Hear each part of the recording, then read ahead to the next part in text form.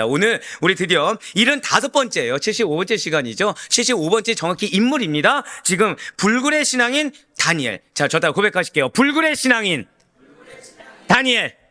예, 불굴의 신앙인 다니엘이 오늘 그 주인공이 되겠습니다. 오늘 말씀 시작하기 전에 우리 옆에 있는 분들한테 좀 이렇게 한번 인사하시면 좋겠어요. 우리 포기하지 맙시다. 네. 자, 우리 한 번 더 인사하실 때 당신의 믿음이 대단합니다. 와, 너무 뻔뻔들한 거 아닙니까 지금? 이렇게 인사하는데 아무도 부끄러워하지 않아. 아무도 부끄러워하지 않고 당신의 믿음이 대단합니다 하는데 내 믿음 좀 대단합니다 이렇게 받아들이고 계세요. 예, 좋습니다. 자, 한 번 더 우리 이렇게 인사하실 때 하나님께서 우리의 실수에도 불구하고 응답하십니다.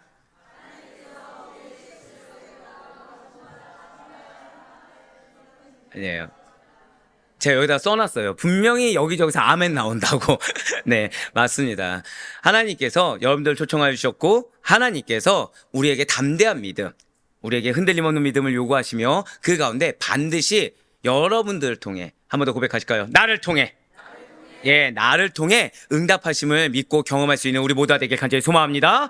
예, 우리에게 주신 하나님의 말씀 다니엘 6장 19절로 23절 말씀, 다니엘 6장 19절로 23절 말씀 구약성경 1244면에 있는 말씀이 되겠습니다. 다니엘 6장 19절로 23절 말씀 구약성경 1244면에 있는 말씀이 되겠습니다. 오늘 이제 이 자리에 서기 전에 어떤 분이 또 물어보시더라고요.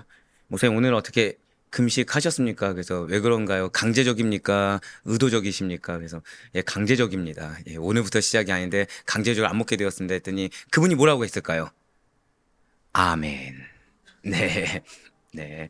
예. 아멘이죠. 지금 힘은 넘칩니다. 예, 목소리만 들어보셔도 아시잖아요. 힘이 넘칩니다. 예, 이따가 12시 이후는 그 이후에 생각하고 오늘 이 넘치는 은혜 충만함이 우리 모두의 것이 될 거로 저는 굳건히 확신하고 있습니다. 자, 그거 우리 한번 성경 봉독부터 한번 느껴보도록 하실게요. 자, 우리 다니엘 6장 19절 23절 말씀 한 절씩 교독하시겠습니다. 제가 먼저 읽겠습니다. 이튿날에 왕이 새벽에 일어나 급히 사자굴로 가서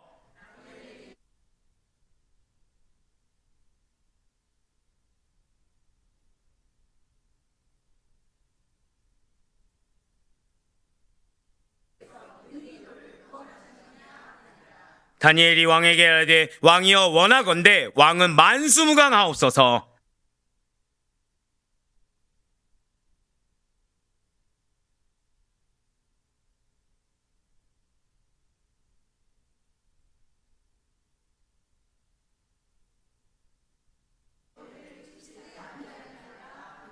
함께요.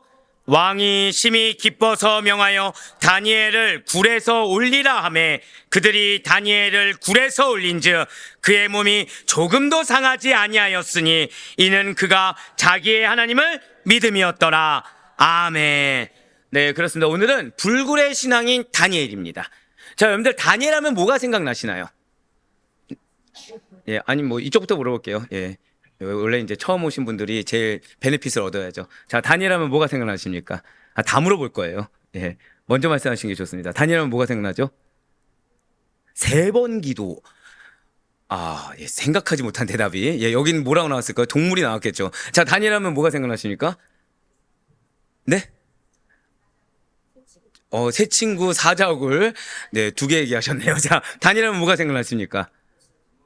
네? 뜻을 정하고 풀무불. 자, 이러면 이제 이쪽에서 난감해지죠. 왜냐면 표정에서 풀무불에서 지금 뭔가 변화가 있었어요. 예, 생각한 대답은 풀무불이었던 거죠. 자, 다니엘 하면 뭐가 생각나십니까? 네? 예, 풀무불이었던 걸로. 네. 보통 우리가 다니엘 하면 다 생각나는 게 다 그 정도입니다. 예, 다 그 정도죠. 3번 정화요는 예, 저 여기다 써놓지 않았어요. 자, 우리가 보통 이제 다니엘 하면은 예수님 믿는 분 중에서는 다니엘을 모르는 분은 없다는 거예요. 최소한 다니엘이라고 하면은 뭐 사자굴, 뭐 풀무불 이렇게 놀라운 기적들, 그 다음에 뭐 뜻을 정하였다. 예, 뭐 육식도 하지 않고 포도주도 마시지 않았다. 뭐 이 정도로 우리가 알 수 있다는 거죠. 하다못해 교회 학교 학생들과 어린 친구들조차도 다니엘 하면 여러 가지를 떠올릴 수 있을 정도로. 예, 당연히 저희 집에서도 이제 가정 예배 이거 드렸을 때 누가 가장 많은 말을 해요? 저희 막내가. 막 이렇게 말을 하려고. 예, 여기저기. 그러니까 다니엘 하면 잘 알고 있는 성경 인물이 많은 분들이 잘 알고 있는 성경 인물 중에 하나가 바로 이 다니엘이라는 것입니다. 자, 이러한 선지자 다니엘은 사실은 우리는 뭐 사자굴 품목불처럼 이렇게 하나님께서 다니엘을 환상을 또 보여주시고 다니엘을 사용하셨다 이렇게 생각하지만 절대 고백하실게요. 신앙의 절개. 그렇습니다. 신앙의 절개를 지킨 대표적인 인물이 다니엘이라는 거예요. 더불어서 다니엘은 또 기도의 사람입니다. 사자굴에서 살아나온 이적의 사람이며 포로로 잡혀간 나라에서도 왕 다음 지위에 오른 입지전적인 인물이 바로 이 다니엘입니다. 또한 환상을 봤던 인물이 다니엘이라는 거예요. 자, 이러한 다니엘은 지금 말씀드렸던 것처럼 기도도 있습니다. 신앙도 있습니다. 이적도 경험했습니다. 환상도 봤습니다. 현실적으로도 이렇게 개천에서 용났다고 얘기할 수 있을 정도로 모든 상황을 극복한 인물. 그러니까 영적으로든 육적으로든 이만한 인물이 과연 있을까라는 생각이 들 정도의 인물이 바로 다니엘이라는 거예요. 자, 이러한 다니엘의 이름의 뜻이 무엇일까요? 자, 절대 고백하실게요. 하나님은 나의 재판관이십니다. 다니엘의 뜻이 무엇이라고요? 하나님이 나의 재판관이시라는 거예요. 그렇습니다. 그 이름의 뜻처럼 오직 하나님만이 여러분과 저의 인생에 있어서 어떠한 일을 옳고 그름을 따져야 할 때, 예, 맞아요. 내가 과연 하나님 보시기에 합당한지 안 한지 그거를 재판하실 수도 있겠죠. 하지만 절대 고백하실게요. 영적 분별력. 그렇습니다. 무엇이 옳고 무엇이 그른지, 무엇이 선하고 무엇이 악한지에 대해서 바르게 판단을 하나님이 해주신다는 거예요. 또한 우리 하나님께서는 죄인된 우리들을 오직 예수 그리스도는 믿는 그 믿음으로 의인 삼아 주셔서 이 세상의 모든 악한 세력을 하나님께서 대항하여 주시사 여러분과 저를 대신에 변호해 주고 계시다는 거죠. 악한 세력을 누가 대항한다고요? 내가 아니라 하나님께서 대항해 주신다는 거예요. 여러분들 기도에 전념을 다하시길 바랍니다. 이유는 단 하나예요. 여러분들 기도 왜 하시죠? 거듭 말씀드립니다. 내 힘으로 안 되니까 기도하는 거예요. 기도 왜 하시죠? 내 힘으로 안 되는데 이 기도의 제목이 응답이 돼야 되니까 기도하는 거거든요. 한번 고백하실까요? 나는 절박합니다. 예, 맞아요. 나는 지금 절박한데 문제 해결의 근거가 보이지 않는다는 거죠. 나는 지금 절박한데 도와주는 사람 있습니까? 없습니까? 없다는 거예요. 가족이 위로합니다. 친구가 위로해줘요. 이런 길이 좋대 저런 길이 좋대 많은 조언을 합니다. 나한테 실질적인 도움이 되나요? 안 되나요? 안 된다는 거예요. 나는 여전히 마음 가운데 걱정이 가득하고 염려가 가득합니다. 이 문제가 해결돼도 끝나지 않았다는 걸 너무 잘 알고 있어요. 문제에 문제가 기다리고 있고 어려움에 어려움이 기다리고 있다는 거죠. 그럴 때 우린 무엇을 합니까? 기도라는 걸 한다는 거예요. 근데 기도하는 여러분들 마음은 어떠십니까? 기도하면 정말 여호와 샬롬 평강이 임하십니까? 기도하면 정말 이제 되겠구나 하나님 감사합니다 할렐루야 외치십니까? 이쪽은 거의 뭐 작정을 하셨는데요. 예, 내 마음이 그러하지 않을지언정 아멘으로 외치는 내 입술로 축복을 주리라. 예, 거의 이 마음이신데요 지금. 예, 사실은 그냥 다른 세계라고 생각해 주세요. 누가 이렇게 아멘이 쉽게 나오겠습니까 다들. 기도한다고 해서 정말 이렇게 아멘 나오면 정말 좋겠는데 우리의 궁극적인 지향점이 이 아멘이 되지만 실상 우리의 마음은 어떻죠? 기도가 끝났다고 해서 마음이 풀리지 않는다는 거예요. 기도가 끝났다고 해서 내 마음 가운데 확신이 들지 않는다는 거죠. 기도가 끝났다고 해서 내 마음 가운데 확신은커녕 오히려 때로 심할 때는 기도해봤자 뭐해? 내 현실 변하는 거 없는데 내가 기도해봤자 뭐해? 하나님께서 지금 내 중요한 기도 제목은 응답을 안 해주셨는데라는 생각이 나도 모르게 든다는 거예요. 그런데 너무 감사한 것이 있다는 거죠. 한번 고백하실까요? 그럼에도 불구하고. 맞아요. 그럼에도 불구하고 여러분들을 변호해주고 계시다는 거예요. 그럼에도 불구하고 여러분들 편이 되어주신다는 거예요. 그럼에도 불구하고 한 번 더 고백하실게요. 나를 형통과 무탈의 길로 이끄십니다. 아멘. 아마 이번 주 새벽 기도를 우리가 드려서 아실 거예요. 히브리인들에게 형통과 무탈이 무엇이었습니까? 아무런 문제가 안 생기는 게 아닙니다. 아무런 장애가 없는 것이 아니에요. 아무런 걸림돌이 없는 것이 결코 아닙니다. 내 앞에 험산줄령이 있다고 하더라도, 내 앞에 청길 낭떠러지가 있다고 하더라도, 내 앞에 온갖 가시덤불이 나를 생채기를 내서 내가 일어날 힘조차 없는 것 같은 상황에 놓여진다고 하더라도 하나님께서 개입하시는 거, 하나님께서 인도하시는 거, 그 인도하는 방법이 내 생각과 내 계획과 다르다고 하더라도, 왜 여러분들 그렇게 생각할 수 있죠? 어떻게 해서 여기까지 이렇게 오게 됐지? 좋은 의미가 아니라요. 좋은 의미가 아니라, 아니 어떻게 해서 이 지경까지 된 거야? 그런 경우 있으십니까? 없으십니까? 이쪽은 있고, 이쪽 보고 이렇게 설교해야 될 것 같은 느낌인데요, 지금.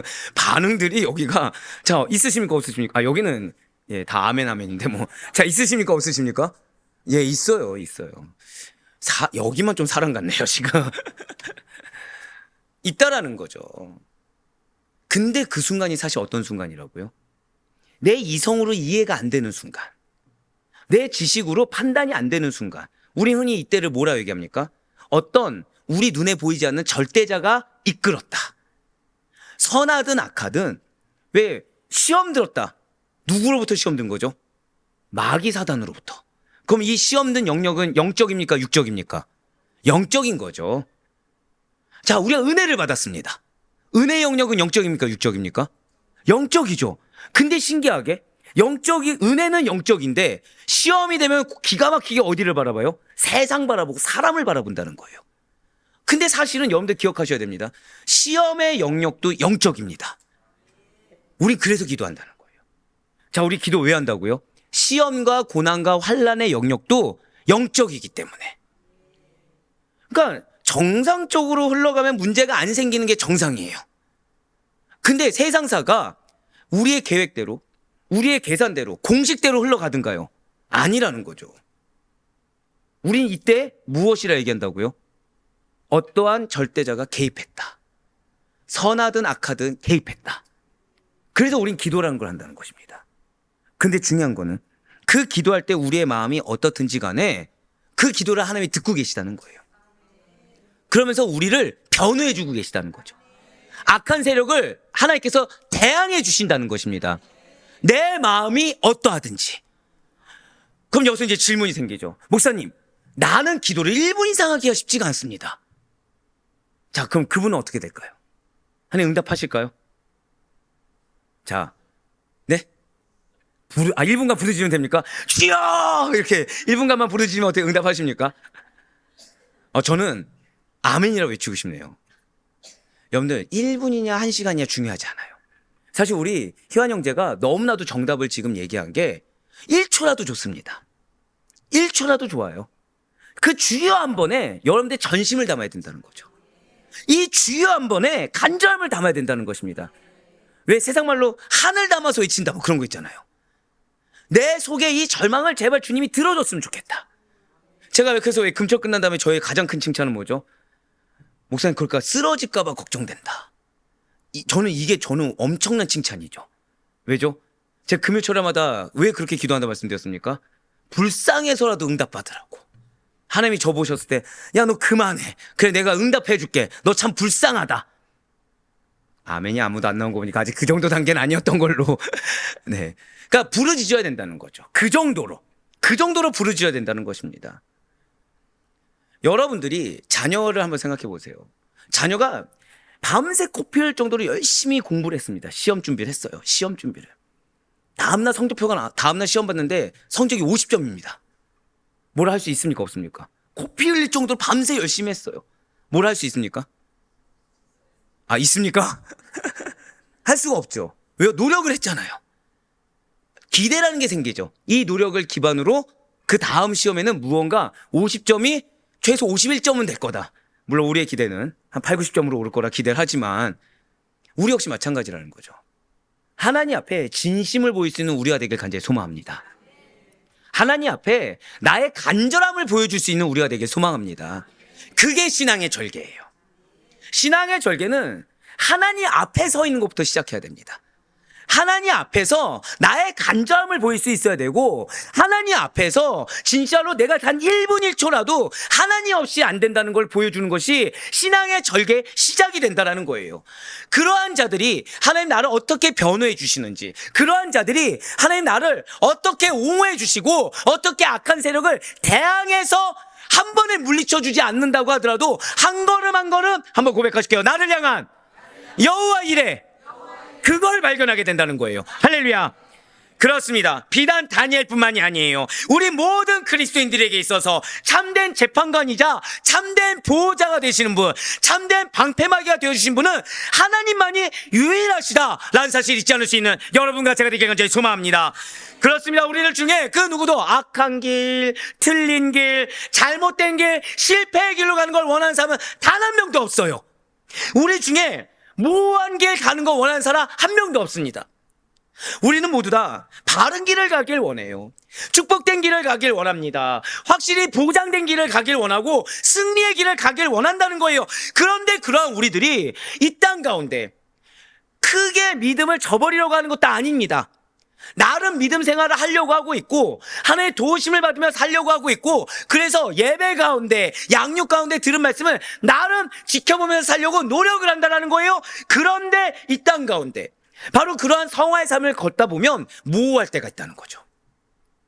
무언가 결단하고 결정해야 될 때가 온다는 것입니다. 정확히 말씀드릴까요? 영적 분별력 있으면 좋죠. 하나님께서 나에게 하나님 뭘 원하시는지 들으면 참 좋겠어요. 중요한 건 말씀의 은혜도 받았습니다. 근데 그 상황 가운데 딱 가니까 말씀을 적용하기가 너무 어렵더라는 거예요. 이 말씀을 어떻게 적용해서 어떻게 선택해야 될지 알 수가 없다는 거죠. 즉, 분별이 어려울 때가 우리에겐 너무 허다하게 존재한다는 거예요. 차라리 여기가 누가 봐도 틀린 길이면 그냥 이 길 안 가고 여기가 십자가든 골고다든 고난이든 핍박이든 그냥 이 길 선택하겠는데, 문제는 뭐죠? 둘 다 맞는 것 같은 거예요. 둘 다 틀리지 않는 것 같은 겁니다. 어느 한쪽이 틀리다고 얘기할 수 없는 상황이 오게 된다는 거예요. 한 번 더 고백하실까요? 나의 상황이 모호합니다. 예, 맞아요. 나의 상황이 너무 모호한 거예요. 잘못된 길로 가려고 하는 것도 아닙니다. 나를 위한 것도 아니에요. 가족을 위한 삶인데도 이 길이 맞나 모호합니다. 또한 나름 신앙을 그래도 내가 그래도 교회 다니는데 악한 건 하지 말아야지 라는 생각에 바른 길을 선택하려고 하는데도 모호합니다. 또한 더 큰 문제가 있죠. 누가 봐도 내가 피해자예요. 누가 봐도 내가 피해자입니다. 근데 세상적으로 인간적으로 대항할 수 있습니까? 없습니까? 없는 거예요. 세상적으로 인간적으로 대항할 수 없는 겁니다. 그러다 보니 뭐 해야 되죠? 인내할 수밖에 없는 거예요. 인내하는데 문제가 생깁니다. 인내한다고 끝이 보입니까? 안 보입니까? 안 보인다는 거예요. 해결해야 될 때가 존재하기 시작한다는 거죠. 근데 나는 뭐 해야 될지 모르겠는 거예요. 왜요? 움직이면 인간의 것이 나올 것 같고, 반응을 하면 죄악된 것이 나올 것 같으니까 뭐만 해야 됩니까? 참긴 참는데 마음 가운데는 악을 품는 참음밖에 없다는 거죠. 정확히는 불신앙이 가득한 인내밖에 존재하지 않는다는 것입니다. 그러니 인내가 맞는지 틀린지조차도 모르겠는 거예요. 가만히 있는 게 맞는지 틀린지조차 모르겠더라는 것입니다. 맞아요. 우리는 몰라서가 아니라 아는데도 불구하고 적용하기에 분별이 모호한 때가 존재한다는 거예요. 기가 막힐 정도로 사단이 내 의지는 충만한데 말씀대로 하나의 기쁨대로 좀 뭔가 신앙적으로 경고에 서서 하나님이 원하시는 대로 살기를 원하는 다짐이 없어서 문제도 아닌데, 사단이 기가 막힐 정도로 모호한 상황을 준다는 거죠. 분별할 수가 없는 상황을 준다는 거예요. 살면서 이게 맞나 저게 맞나 판단이 잘 안 선 때가 있다는 거죠. 어렸을 때는 어떻습니까? 그냥 부모님께서 알아서 모든 것에 대한 판단 기준을 제시해 줬습니다. 그렇기 때문에 그러한 부모님의 말씀만 잘 들으면 우리가 악한 길에 빠지거나 실수하는 일 등을 줄여가면서 살아갈 수가 있었어요. 하지만 이제는 좀 달라졌다는 거죠. 중요한 거는 나만 또 잘 결정하면 되는 문제도 아니에요. 여러분들의 어깨에 누가 있죠? 다 가족이 있는 거예요, 지금 이제. 나의 이 선택 하나가 가족에게 어떤 리스크를 줄지, 그러니까 움직임조차도 자유롭지 않아요. 더불어서 배우자만도 아니고 이제 자녀들도 존재합니다. 더불어서 교회 안은 또 어떻죠? 나름 또 직분자라고 나의 신앙을 바라보는 자들도 존재해요. 나름 막 기대에 찬 눈초리도 보이기 시작한다는 거죠. 정작 중요한 건 내가 지금 나 하나 건사하기도 힘든데 기대라는 걸 받기 시작했다는 것입니다. 이제는 달라졌어요. 부모님의 말씀보다는 성인이 된 스스로의 생각과 판단에 의지하다 보니까 예전이라면 하지 않았을 행동과 판단을 해야 하는 상황이 주어졌다는 거죠. 제가 그래도 이제 아델포이 교회를 심호하고 나서는 좀 많이 나아졌는데 전전 교회까지 제일 많이 들었던 별명이 있습니다. 혹시 기억하시나요? 별명이 돌직구였습니다. 뭐 직분자고 뭐고 상관없어요. 쓴소리를 막. 대표적으로 보통 이제 제가 이제 이 전교회 전에는 가면 첫 메시지가 거의 대동소이합니다. 첫 메시지의 제목이 무엇일까요? 빙고. 제목 타이틀에 딱 주보에 뭐라 써 있어요? 여기에 회개하라. 네. 갓 들어온 사역자 첫 메시지가 제목이 회개하라. 앞에서. 저희 그 가족에 뭐 아신 분은 아시겠지만 저희가 항상 막내입니다. 어딜 가든. 저희 가족이 막내입니다. 가족 예배 드릴 때 항상 첫 메시지가 뭐예요? 회개하라. 위에 다 누구죠? 어른들인데 다 회개하라. 예. 목회자가 되고 나서 이제 성인이 된 직분자들을 만나면 때로는 이제 이런 말을 들어요. 그러니까 그런 메시지 앞에 거북해 하는 분들도 계시지만 그런 메시지 앞에 목사님 혼내주셔서 감사합니다. 어렸을 때 이후에 부모님께 이렇게까지 혼나본 적이 없는데 이렇게 혼내주시니 고맙고 감사합니다. 우리 성도님들은 감사하지 않는 걸로. 네. 누가 혼나고 싶어서 교회 오냐. 네. 이렇게 쓴소리를 들어야 할 때는 들어야 됩니다. 그래야 정신 차리죠 라고 얘기하시는 직분자들도 존재하신다는 거예요. 원래 여기는 직분자들이 계십니다라고 했는데 지금 여러분들의 반응을 봤을 때는 직분자들도 존재합니다. 네. 자, 그런데 그럼 그분들이 약간 충격적이네요. 네. 전 여기다 뭐라 썼냐면 여러분들은 왜 이런 말씀을 하시는 겁니까? 라고 했는데 바꿀게요. 왜 그분들은 이러한 말씀을 하시는 겁니까? 다른 것이 아니라는 거죠. 제가 회개하라는 메시지 할 때 여러분들 제 설교에 예화 있습니까? 없습니까? 없죠. 인간적인 경험이 있습니까? 없습니까? 없어요. 바로 그거라는 거죠. 그분들과 대화할 때도 말씀을 선포할 때도 제 개인적인 소견이나 어떠한 경험, 판단에 근거해서 말씀드린 것이 아니기 때문이라는 거예요. 엇나갈 수 없도록 한 번 더 고백하실게요. 나의 기준은 오직 말씀입니다. 여러분들 그거 기억하셔야 돼요. 오직 말씀을 기준으로 권면드렸기 때문에 이렇게 아멘이 나올 수가 있는 거라는 거죠. 그러니까 앞에 있는 목회자가 나이가 어떻냐, 어떤 사람이냐가 중요한 것이 아니라 이 목회자가 이 말에서 무엇이 나오냐가 중요한 거예요. 근데 이 말이 무엇이라고요? 말씀만 나오더라는 거죠. 그러니까 그 말씀을 듣는 겁니다. 듣고 나니까 분별이 생기더라는 거예요. 진실로 우리의 인생은 무엇을 먹고 마셔야 할 것 같은 기본적인 욕구 충족이나 생활의 밑바탕이 되는 일상적인 고민과 동시에 어떻게 하면 의미 있고 가치 있는 삶을 살 것인가, 그거에 대한 인간적인 근원적인 고민이란 것도 함께하기 마련입니다. 그럴 때 즉 기본적인 욕구에 대한 부분이든 책임감의 부분이든 근원적인 고민이 됐든 그 어떠한 고민, 그러니까 여러분들이 갖고 있는 기도 제목의 A부터 Z까지 하다못해 머릿속에 생각의 A부터 Z까지 모두 다 기준은 다른 것이 없어요. 목사도 아닙니다. 죄송하지만 사람도 아니에요. 어떤 직분자도 아닙니다. 오직 말씀에는 없다는 사실을 잊지 마시길 바라요. 그래서 여러분들이 기도할 때 무언가 모호하다, 기도할 때 평강 임하지 않는다, 기도했는데도 여전히 해결이 되지 않는다, 말씀을 묵상하셔야 된다는 거예요. 말씀을 묵상하셔야 된다는 것입니다.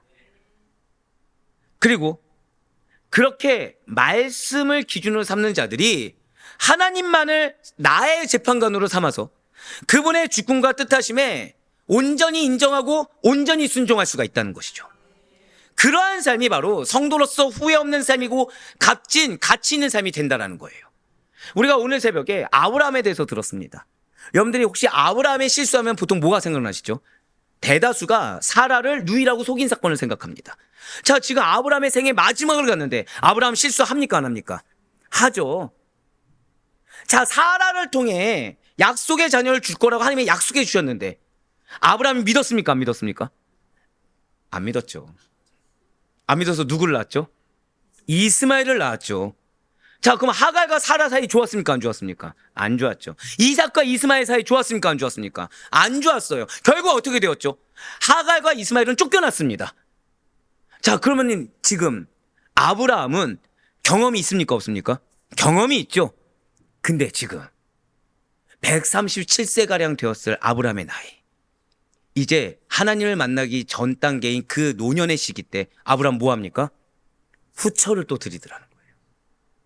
인간적인 외로움을 이기지 못해서 경험이 있음에도 불구하고 실수를 또 하더라는 거죠. 그런데 중요한 것은 아브라함이 놓치지 않는 것이 있었습니다. 저따 고백하실게요. 약속의 말씀. 그것만큼 놓치지 않았다는 거예요. 그래서 나의 실수조차도 결자해지, 결단하고 거기서 바로 잡는, 그래야 그 약속의 축복이 그대로 흘러가는 은혜를 받게 되었다는 것입니다. 맞습니다. 우리가 실수할 수 있어요. 우리가 잘못할 수 있습니다. 우리가 잘못 선택할 수도 있습니다. 우리가 여전히 믿음이 없는 것 같은 연약한 모습이 있을 수 있습니다. 예배 가운데 말씀이 다 들리기커녕 머리에 잡념만 들 수도 있고, 기도에 온전히 전념을 다하지 못할 수도 있습니다. 기도한다고 하지만 온전히 하나님께 매이지 못할 수도 있고, 기도한다고 하지만 넋두리만 늘어놓을 수 있습니다. 찬양한다고 하는데 입술이 노래처럼 읊조릴 수도 있어요. 즉 신앙이 없을 수도 있습니다. 하지만 말씀을 놓치지 않는다고 한다면, 철저하게 말씀의 기준을 잊지 않는다고 한다면, 내가 다른 말씀은 몰라도 이 말씀만을 붙든다 라는 그 말씀만 있다고 한다면, 우리는 반드시 돌아오게 돼요. 우린 반드시 하나님의 응답하심을 경험하게 됩니다. 지금 이 순간이 내 삶이 전부가 아닌 것 같은 그 상황을 하나님께서, 오늘도 들으셨다시피 아브라함의 결국 실수를 누가 덮어주셨습니까? 하나님이 덮어주셨어요. 하나님께서 주권적으로 이끌어 주신다는 것이죠. 할렐루야. 그렇습니다. 바로 다니엘이 그러했어요. 바로 다니엘이 그러했습니다. 진실로 다니엘은 그 이름의 뜻처럼 그 인생 모든 순간의 판단을 재판관 되시나 하나님께 의뢰한 인생을 살았기 때문에, 그 인생은 어떻게 보면 그 순간, 사자굴에 들어가는 그 순간 무슨 생각이 들겠습니까? 혹시 내가 잘못 선택한 거 아니야? 혹시 내가 지금 무언가 잘못 판단한 거 아니야? 라고 생각이 들 만한 그 순간에서도 후회하지 않을 수가 있었다는 거예요. 즉 현재 내 눈앞에 놓인 상황 가지고 일일비하지 않았습니다. 온전히 믿음에 갇힌 삶을 살 수가 있었다는 거예요. 왜요? 하나님만이 재판관 되시고 나는 말씀을 붙들고 그 말씀을 지켜 행하기만 하면 하나님께서 약속을 성취하신다. 그 믿음이 있었기 때문에 다니엘의 인생은 순간순간마다 이랬다 저랬다 할 수 있는 삶이 아니라, 그 인생 전체를 봤을 때, 여러분들의 인생 전체의 삶을 봤을 때, 저따가 고백하실게요. 나의 인생은 승리의 인생입니다. 아멘? 그거를 바라볼 수 있게 됨을 확신하시길 바라겠습니다. 그렇다면 이러한 다니엘은 어떤 사람입니까? 진실로 다니엘은 대선지자 중에 한 사람입니다. 유다 지파에 속한 왕족 출신이 바로 다니엘이에요. 여호야김 3년 바벨론 1차 침략 때에 소년으로서, 그러니까 어린 나이로서 느부갓네살에 의해 바벨론에 끌려간 인물이 다니엘입니다. BC 605년 1차 바벨론 포로 때부터 신바벨론 제국을 정복한 바사왕 고레스 원년인 BC 530년까지 바벨론에서 활동했다. 네, 보통 연도 얘기하시면 다 그런 표정이세요. 그냥 뭐라고요? 바벨론에서 활동했다. 그냥 요 정도 생각하시면 됩니다. 그게 다니엘이에요. 다니엘 1장 1절의 말씀입니다. 유다왕 여호야김이 다스린 지 3년이 되는 해에 바벨론 왕 느부갓네살이 예루살렘에 이르러 성을 에워쌌더니, 아멘. 이러한 유다 자손인 다니엘은 바벨론에서 벨드사살이라는 이름으로 개명되었어요. 아마 들어보셨을 겁니다. 벨드사살이 무엇입니까? 그의 생명을 보호하소서라는 뜻의 바벨론식의 이름이라는 거죠. 여러분들 잘 아시는 것처럼 다니엘은 나이가 어렸습니다. 용모 어땠죠? 아름다웠습니다. 머리는 영특했어요. 그래서 왕의 시존으로 선발되어서 3년간 갈대아인의 학문과 방언을 배울 정도였습니다. 하지만 그렇게, 즉 학문과 방언을 배웠다는 것은 무슨 의미냐면 그 나라의 문화에 들어갔다는 겁니다. 이게 여러분들 구약 성경을 보실 때 언어를 배웠다라는 거는 그 지역의 문화, 그 민족의 문화에 들어갔다고 생각하시면 됩니다. 그런데 자, 보통 문화로 들어가면 언어로만 문화가 되나요? 아니면 그들의 생활 습성 속에 들어가야 됩니까? 습성 속에 들어가야 되죠. 아시다시피 이제 성교학을 하면 상황화라는 걸 제일 많이 배운다고 말씀드렸습니까? 상황화를 하게 되면은 언어도 있지만 그 지역을 갈 때 무엇을 배우냐? 그 지역의 문화 습성이 무엇인지 배웁니다. 그러니까 식사 예절은 무엇이고 무엇을 먹고 옷은 어떻게 입고 이거를 다 습득한 상태에서 선교를 가게 돼요.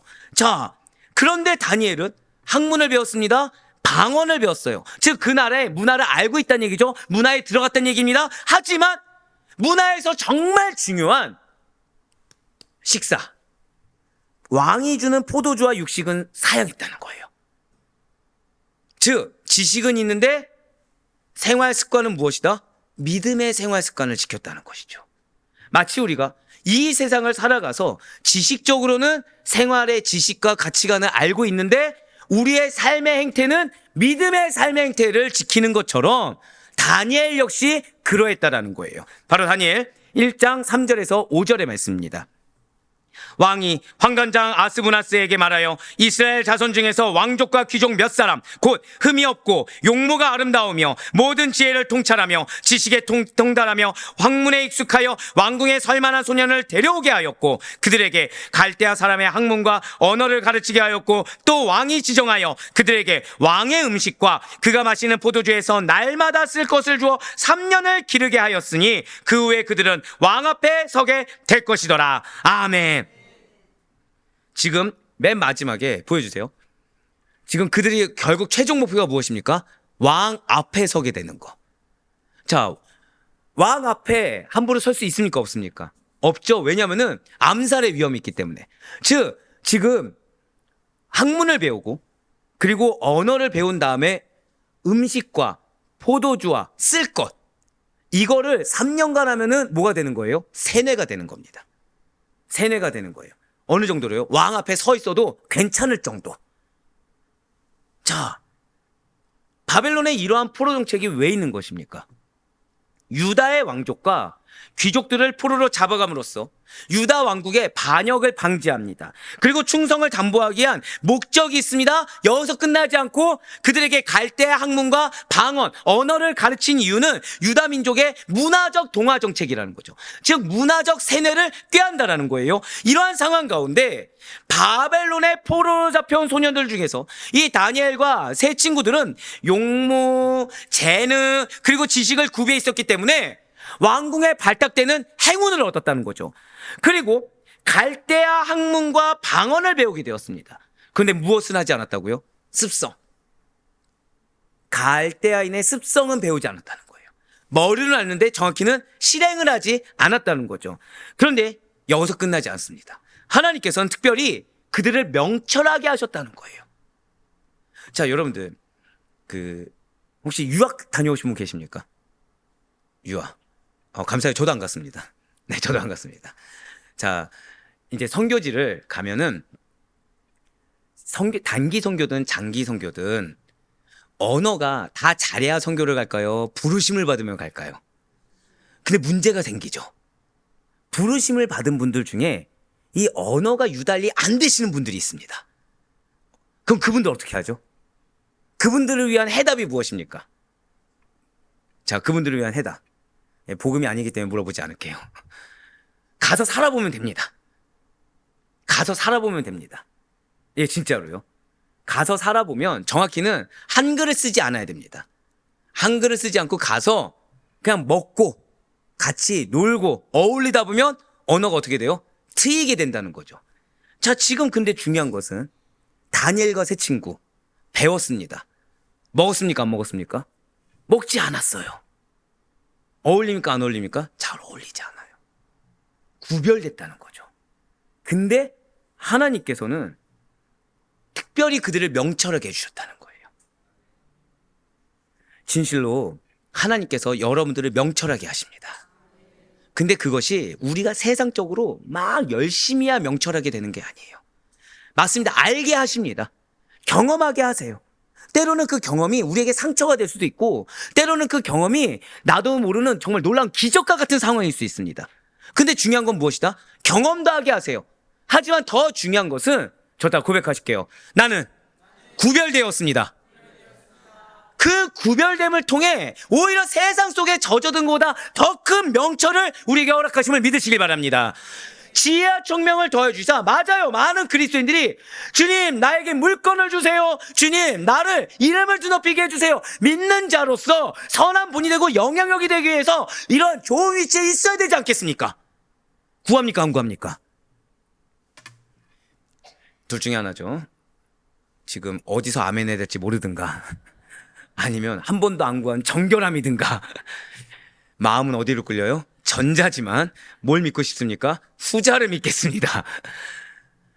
부모님이라면 내 사랑하는 자녀가, 좋습니다. 한번 물어볼게요. 내 사랑하는 자녀가 목회를 했으면 좋겠다.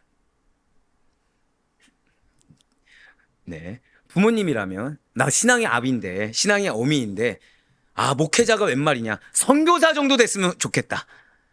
네. 기침이 나오네요. 네. 선교지도 다른 데 아닙니다. 지난 월요일 날 이렇게 논평하는데 나이지리아 선교사님을 뵀어요.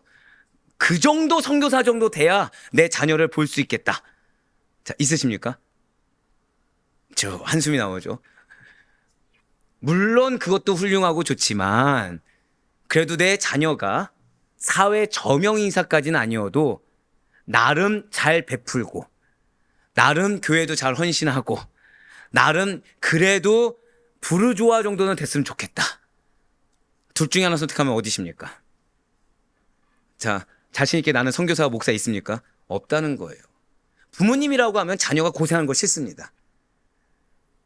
이게 어제 우리 어머니 말인데. 네. 부모님이라면 자녀가 고생하는 거 원치 않고, 자녀가 이 세상 가운데서도 그래도 나름 이름을 드높일 수 있으면 드높이고, 나름 부족함 없이 잘 살았으면 좋겠다라는 거예요. 그럴 때 오늘 이 말씀을 기억하셔야 돼요. 여러분들이 먼저 구별되셔야 됩니다. 내 자녀의 신앙 언제 커지기 하기 이전에 여러분들이 먼저 구별된 신앙으로서의 본이 돼야 된다는 거예요. 여러분들이 먼저 구별된 신앙으로서 분별력이 생기셔야 됩니다. 그래서 자녀하고의 대화 가운데 자녀들이 여러분들의 언어의 탁월성을 발견할 수 있어야 돼요. 말을 잘하는 게 아닙니다. 한번 고백하실게요. 지혜로운 언어. 그렇습니다. 지혜로운 언어를 자녀들이 발견할 수 있어야 된다는 거죠. 자, 그런데 이것은 세상 가운데 잘 들어가서가 아닙니다. 지금 우리는 다니엘과 새 친구를 보고 있어요. 지금 다니엘은 문화를 알고 있습니다. 근데 문화에 들어갔습니까? 안 들어갔습니까? 안 들어갔다고 말씀을 드렸죠. 그런데 하나님이 구별된 그들이기 때문에 명철을 주셨다는 거예요. 하나님이 구별된 그들이기 때문에 지혜와 총명을 주셨다는 거죠. 어느 정도입니까? 바벨론의 박수와 술객들을 10배나 능가하는 인물을 하나님께서 만드셨다는 거예요. 할렐루야. 오늘 여러분들이 가정을 위해서 기도할 것입니다. 구별된 믿음을 두고 기도할 수 있는 우리가 되길 간절히 소망합니다. 내가 정말 자녀의 잘됨을 바란다고 한다면 지금 필요한 것은 내가 먼저 구별된 믿음이어야 된다는 거예요. 나의 전체가 필요한 것이 아닙니다. 작은 거 하나에서 구별된 믿음이 증거될 수 있어야 된다는 거죠. 그냥 겉보기에 내가 교회 갔다 왔으니까 예수 믿어, 그러면 주님께서 은혜 주실 거야, 이런 통상적인 말이 아니라 부모로서 먼저 은혜가 무엇인지 체감하는 믿음. 한 번 더 고백하실게요. 내가 먼저 체험받아야 합니다. 맞습니다. 그것이 무엇입니까? 여러분들 먼저 예수님을 만나야 돼요. 여러분들 먼저 주님이 나에게 무엇을 말씀하는지 들을 수 있어야 됩니다. 그래서 그 가운데 여러분들의 언어가 한 문장이라도 바뀔 수 있어야 돼요. 거기서 명철이 들어가요. 거기서 지혜가 들어가는 것이고, 거기서 총명이 들어가고, 거기서 선한 영향력이 나오는 것입니다. 특히 하나님께서는 이러한 구별된 다니엘에게, 자, 이제 다니엘 앞에 뭐가 있습니까? 구별된. 자, 제가 항상 드린 말씀 있죠. 반복하는 것은 왜다? 중요하기 때문에. 그러니까 여러분도 오늘 기도는 다른 거 다 기억 못해도 최소한 나를 위해서 기도할 때, 가정을 위해서 기도할 때 무엇을 두고 기도하셔야 돼요? 한번 고백하실게요. 구별된 믿음을 두고 기도하셔야 돼요. 누가 먼저 구별돼야 됩니까? 내가. 뭐 내 배우자가 믿지 않는다, 자녀가 믿지 않는다, 부모가 믿지 않는다, 형제자매가 믿지 않는다, 다 중요하지 않아요. 지금 이 메시지 누가 듣고 있습니까? 내가 듣고 있죠? 그러니까 내가 구별되면 돼요. 내가 구별되면 하나님이 구별된 여러분들 통해 역사하심을 확신하시길 바라겠습니다. 이 자리에 있는 데는 이유가 있다라는 거예요. 그냥 하나님께서는 이유 없이 시간 돼? 와, 이런 분이 아니라는 거죠. 초청하신 데는 이유가 있다는 거예요. 발걸음을 이끈 데는 이유가 있다는 거예요. 근데 그 이유의 첫 번째가 무엇이다? 나에게 무엇을 요구하신다고요? 구별된 믿음을 요구하시는 거예요. 구별된 믿음. 그냥 물에 물 탄 듯, 술에 술 탄 듯, 이전과 동일한 믿음이 아니라 이전과 달라진 믿음. 이 언어 하나조차라도 지금 뭐 다른 거 큰 거 원하는 게 아니죠. 지금 하나님이 지금 여러분들한테 교회 10시간 있으라고 지금 말씀하셨습니까? 아니면 교회 한 헌금 100만 원 하면 구별된다 말씀하셨습니까? 아니에요. 언어 하나, 단어 하나, 문장 하나, 그거부터 시작하셔야 된다는 거예요. 이전이었으면 내가 쓴소리 한마디 딱 할 상황인데 이제 그래도 은혜 받았으니까 참습니다. 된 겁니까? 안 된 겁니까? 안 됐어요. 왜요? 대다수는 어떻죠? 내가 참고 있다는 걸 티를 내거든요. 그래, 엄마인 내가 지금 참고 있어. 너도 이제 알아주고 좀 뭔가 행동에 변화를 이끌어봐. 이거 구별된 겁니까? 아니죠. 이거 누구 드러내는 거죠? 나의 인내를 또 드러내는 거죠. 그냥 참는 것조차 당연한 거. 아니, 참는 것조차 인식하지 않는 거. 왜요? 뭐가 더 중요합니까? 변화가 더 중요하거든요. 왜요? 하나님께서 주신 명철, 이거 내가 줄 수 있습니까? 없습니까? 배우자에게 내가 명철 줄 수 있나요? 자녀에게 내가 명철 줄 수 있습니까? 없어요. 누가 주셔야 되죠? 하나님 주셔야 됩니다. 근데 지금 하나님 무엇을 통해 주시겠다고 하고 있어요? 절대 고백하실게요. 나의 변화. 여러분들 어떤 변화입니까? 입술을 한 문장으로 좀 바꿔봐. 이거부터예요. 여기서부터 시작하신다는 거죠. 여기에 더해 하나님께서는 다니엘에게 이상과, 그러니까 환상과 꿈을 깨달아 알 수 있는 특별한 은사까지도 주셨습니다. 다니엘이 받은 이 특별한 은사는 느부갓네살이 꾼 꿈을 2번이나 해몽해 주도록 도와주었어요. 그리고 후에는 벨사살 왕의 연회장벽에 사람의 손이 나타나 글자 쓴 것을 알려주고 그 뜻을 해석해 내도록 해주었다는 것이죠. 그럼으로써 다니엘은 세 번째로 높은 자리에 오를 수가 있었습니다. 몇 번째로 높은 자리요? 세 번째. 여러분들 다니엘을 기억할 때 반드시 이 숫자를 기억하셔야 돼요. 다니엘은 왕 밑에가 아닙니다. 몇 번째로 높은지요? 세 번째. 정확히 하셔야 돼요. 다니엘 5장 29절부터 31절까지의 말씀입니다. 이에 벨사살이 명하여 그들이 다니엘에게 자주색 옷을 입히게 하며 금사슬을 그의 목에 걸어주고 그를 위하여 조서를 내려 나라의 셋째 통치자로 삼으니라. 그날 밤에 갈대아 왕 벨사살이 죽임을 당하였고 메대 사람 다리오가 나라를 얻었는데 그때 다리오는 62세였더라. 아멘. 아마 다 아실 겁니다. 벨사살 왕이 꿈을 꾸죠. 다니엘이 해몽을 합니다. 그것이 무엇이었죠? 바벨론 패망 예언이었어요. 근데 이 바벨론 패망 예언이 무엇이죠? 결국은 벨사살 왕에게 당신 죽을 겁니다. 이거예요. 그냥. 근데 그 얘기를 들은 벨사살 왕이 좋아합니까? 싫어합니까? 좋아했어요. 드디어 꿈을 해몽했다라고. 여러분들 명철이 이래서 중요합니다. 자, 생각해 보세요. 여러분들이 꿈을 꿨습니다. 예를 든 겁니다. 갑자기 저한테 와서 꿈 해몽해달라고 하시면 안 돼요. 그냥 저한테 와서 목사님 제가 이런 꿈을 꿨습니다. 해몽해 주세요 했습니다. 근데 제가 갑자기 그러는 거죠. 여러분들의 가정이 오늘 밤을 넘기기 힘든 것 같습니다. 근데 그 얘기 듣는 여러분들이 어떻게 하는 거예요? 할렐루야 외치는 거예요. 드디어 꿈을 알게 되었다. 기쁘다 하면서 뭘 열어요? 갑자기 잔치를 여는 거죠. 근데 그날 밤에 어떻게 된 거예요? 나라가 진짜 망한 거예요. 예, 맞습니다. 지금 벨사살 왕의 죽음을 예언했는데 벨사살 왕이 명철이 없다 보니까 이게 무슨 예언인지도 모르고 그냥 표면적인 얘기만 듣고서 자기의 궁금증 해소 정도로 끝났다는 거예요. 여러분들, 말씀을 궁금증 해소 정도로 끝내서는 절대 안 됩니다. 말씀을 여러분들의 삶에 적용하셔야 돼요. 그러기 위해서 묵상이 필요합니다. 묵상해서 적용하지 아니하면 여러분들은 그 말씀이 여러분들에게 왜 주어졌는지도 모르고 그 말씀이 의미하는 바도 모르는 상태에서 이 벨사살 왕과 같은 어리석음을 범할 수밖에 없다는 거예요.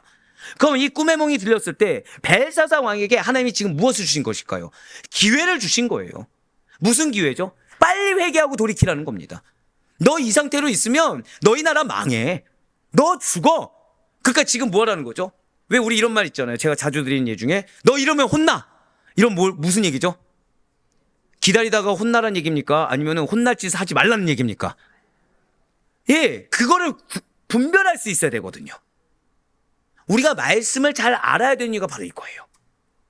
말씀을 모르면 아무리 하나님이 여러분들에게 은혜를 주고 싶어도 이것이 은혜인지 알 수가 없습니다. 예, 맞아요. 벨사살 왕의 죽음을 다니엘은 예언하였습니다. 그리고 그 예언이 성취되기까지 그렇게 오랜 시간이 걸리지 않았어요. 예언이 있었던 바로 그날 밤에 이 바벨론 왕궁은 메대와 바사 연합군에게 완전히 장악을 당하고 벨사살 왕 어떻게 됩니까? 살해를 당했다는 거죠. 분별하지 못하여서 하나님이 기껏 기회를 주셨는데 회개하고 돌이키지 않으니까 그에게 예정된 운명 그대로 흘러갔다는 거예요. 예언은 그날 밤에 성취되어 버렸습니다. 그리고 바벨론 제국을 멸망시킨 메대 이 다리오 왕 역시도 이전의 아수르 제국이나 이전의 바벨론 제국보다도 더 넓은 영토를 지배했어요. 자, 여기서부터 이제 잘 들으셔야 됩니다. 다리오 왕은 자신이 갖고 있는 이 나라의 관할구라고 해요. 관할구를 효과적으로 통치하기 위해 120명의 고관을 임명하여 전국을 다스리게 합니다. 자, 관리가 몇 명이라고요? 120명인데 이거는 잊어도 좋아요. 그리고 전국에 총리를 3명을 둡니다. 자, 총리가 몇 명이라고요? 3명을 둬요. 아까 왜 3을 기억하라고 했는지 아시겠죠, 이제? 총리를 3명을 둡니다. 그 중에 하나가 누구죠? 다니엘이라는 거예요. 자, 이거부터 시작을 하셔야 사실 다니엘서에 왜 지금 이런 일이 일어나는지 은혜를 더 받으실 수가 있어요. 자, 메대 나라의 총리는 몇 명이다? 3명이다. 다리오랜다. 다니엘은 그냥 왕 아래 바로 총리가 아니라 총리 3명 중에 1명인 겁니다. 자, 그런데 지금 다니엘은 신분이 무엇입니까? 포로란 걸 기억해야 된다는 거죠. 다니엘 6장 1절과 2절의 말씀입니다. 다리오가 자기의 뜻대로 고관 120명을 세워 전국을 통치하게 하고 또 그들 위에 총리 셋을 두었으니 다니엘이 그 중에 하나이라. 이는 고관들로 총리에게 자기의 직무를 보고하게 하여 왕에게 손해가 없게 하려 함이었더라. 아멘. 자, 그런데 지금 붉은색으로 보면 총리 셋을 두었는데 포로 신분의 다니엘이 그 중에 하나가 되었다. 당연할까요? 기적일까요? 기적이라는 거죠. 기적과 같은 일인 것입니다. 제가 여기에서 하나님께 정말 감사했어요. 왜냐? 여러분들 절 따라 선포하고 우리 말씀 계속해서 듣겠습니다. 나를 향한 하나님의 고차원적인 섭리가 있습니다. 이걸 들으시길 바라요. 그냥 섭리도 아니고 어떤 섭리라고요? 고차원적인 섭리. 그러니까 내가 이해 못하는 게 당연합니다. 그러니까 내가 온전히 말씀에 매이지 않으면 하나님의 내가 구별된 믿음으로 명철이라는 은혜를 받지 않으면 이해할 수 없는 게 당연하다는 거예요. 할렐루야. 하나님의 고차원적인 섭리가 적용된 사건이라는 거죠. 즉, 거꾸로 말씀드릴까요? 하나님의 고차원적인 섭리가 적용되면 무슨 일이 일어나는 것입니까? 현실 삶 가운데 일어날 수 없는 은혜의 기적이 일어난다는 거예요. 현실 삶 가운데 도저히 내가 받아 누릴 수 없는 기적과 같은 결과가 주어지는 것이 어떤 섭리다? 한 번 더 고백하실게요. 하나님의 고차원적인 섭리. 자, 오늘 첫 번째 여러분들 잊지 말고 기도해야 될 게 무엇이다? 내가 무엇 되어야 된다고요? 구별되어야 된다는 거. 두 번째, 여러분들을 향한 섭리가 어떤 섭리라고요? 고차원적. 그러니까 여러분들 기도하실 때 이거 기도하셔야 되는 거예요. 주님, 물론 기도하다 보면 고차원적이라는 말이 입에 안 붙을 수도 있습니다. 당신의 섭리를 내가 이해할 수 없습니다. 하지만 믿고 받아들이고 한번 고백하실게요. 기대하도록. 그렇게 기도하셔야 된다는 거예요. 기대하도록 인도하여 주시옵소서. 나를 향한 이 고차원적인 섭리가 이전까지 지금 다니엘 어떤 상황이죠? 솔직히 말씀드릴까요? 직설적으로 말씀드리면 다니엘은 태어나서 인식하려고 하니까 무슨 신세예요? 포로 신세입니다. 인식하는 그 시점 가운데 머리에 뭐가 있죠? 두 개의 지식이, 두 개의 가치관이 상충되고 있어요. 하나는 갈대인의 문화입니다. 하나는 유대 율법입니다. 여기서 지금 자기는 무엇을 결정했어요? 믿음을 지키기로 결정했죠. 믿음을 지키기로 결정하고 나서 지금 상황을 돌아가는 거 보니까 다 뭐예요? 세뇌시키는 상황인 겁니다. 어떨 것 같습니까? 여러분들. 쉽습니까? 어렵습니까? 굉장히 어려운 상황이죠. 내가 가야 될 길은 이 길이에요. 근데 지금 억지로 어디로 가야 되는 겁니까? 여기로 가야 됩니다. 그런데 지금 아까도 말씀드렸죠. 육식도 금합니다. 포도주도 금합니다. 근데 그것을 내시에게 걸리면 안 됩니다. 관리하는 자에게 걸리면 안 됩니다. 즉 자유도 박탈. 가치관도 부딪혀. 감옥과 같은 생활이라는 거죠. 어느 나이 때? 소년의 나이 때. 그런 어려운 상황이에요. 그러니까 우리가 그냥 3명의 총리 중에 하나가 됐나 보다 이러면 안 됩니다. 그러고 나서 어떤 시험이 있었죠? 꿈을 해몽을 해야 됩니다. 누구 앞에서요? 왕 앞에서. 근데 꿈의 내용이 뭐예요? 너 죽어. 마음이 어떨까요? 이거 해몽할 때.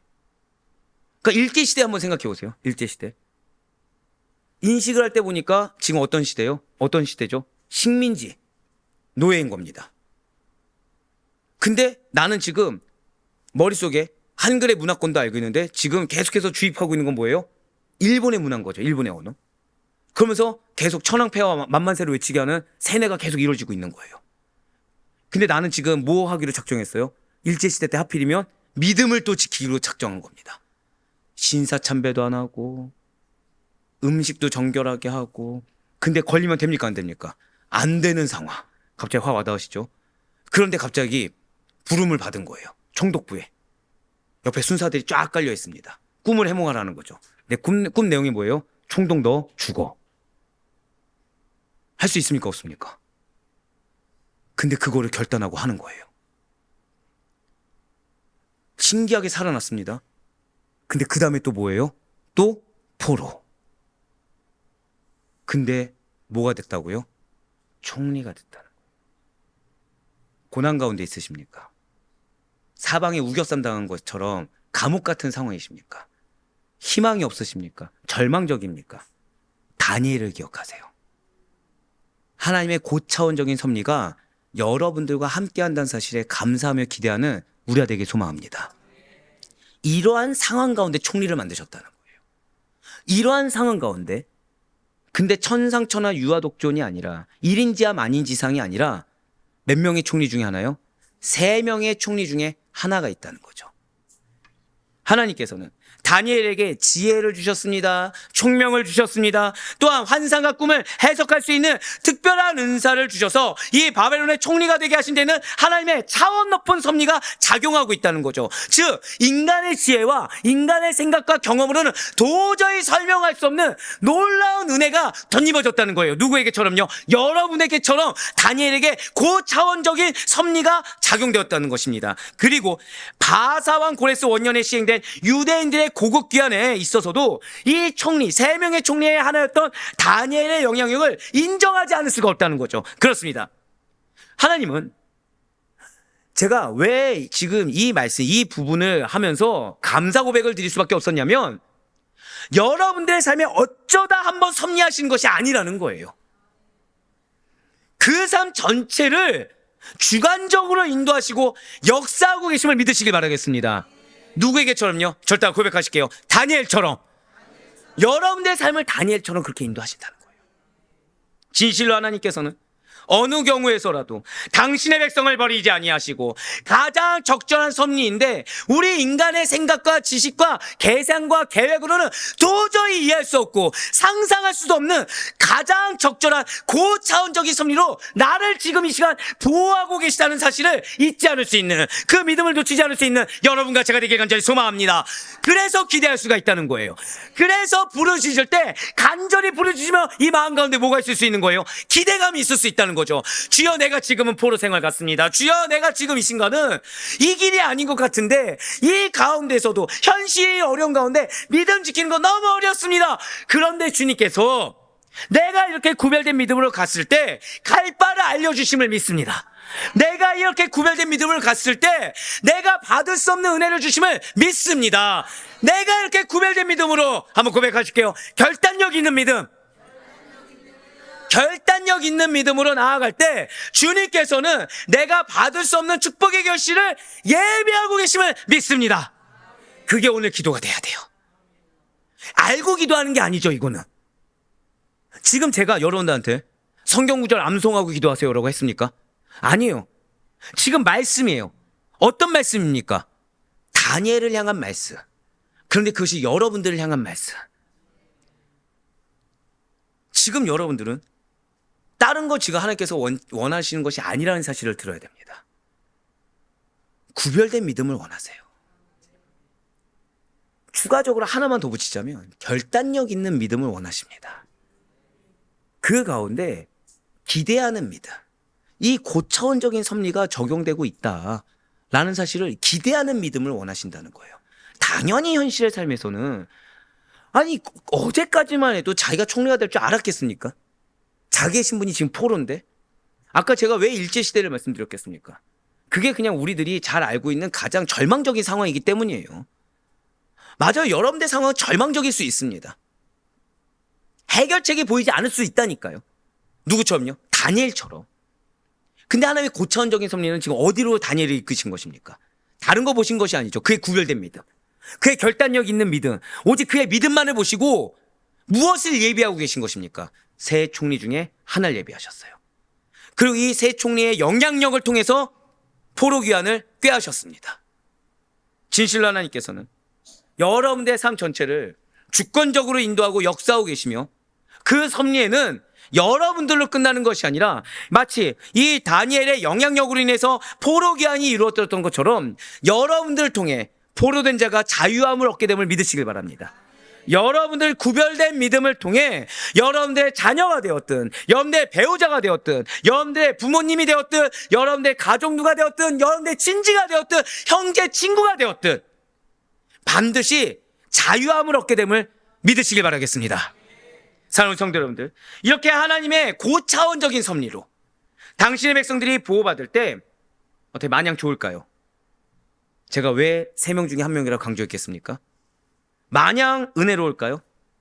아니에요. 전혀 문제가 없는 게 아니라는 거죠. 맞습니다. 하나님께서는 여러분들의 삶에 반드시 응답하실 거예요. 여러분들의 삶 가운데 누가 봐도 야 하나님 은혜 주셨네 라는 그 결실을 맛보게 하실 것입니다. 그런데 여기에 문제가 있을 수 있다 없다? 있다는 거예요. 왜냐? 고차원적인 섭리는 거기서 또 끝나는 것이 아니거든요.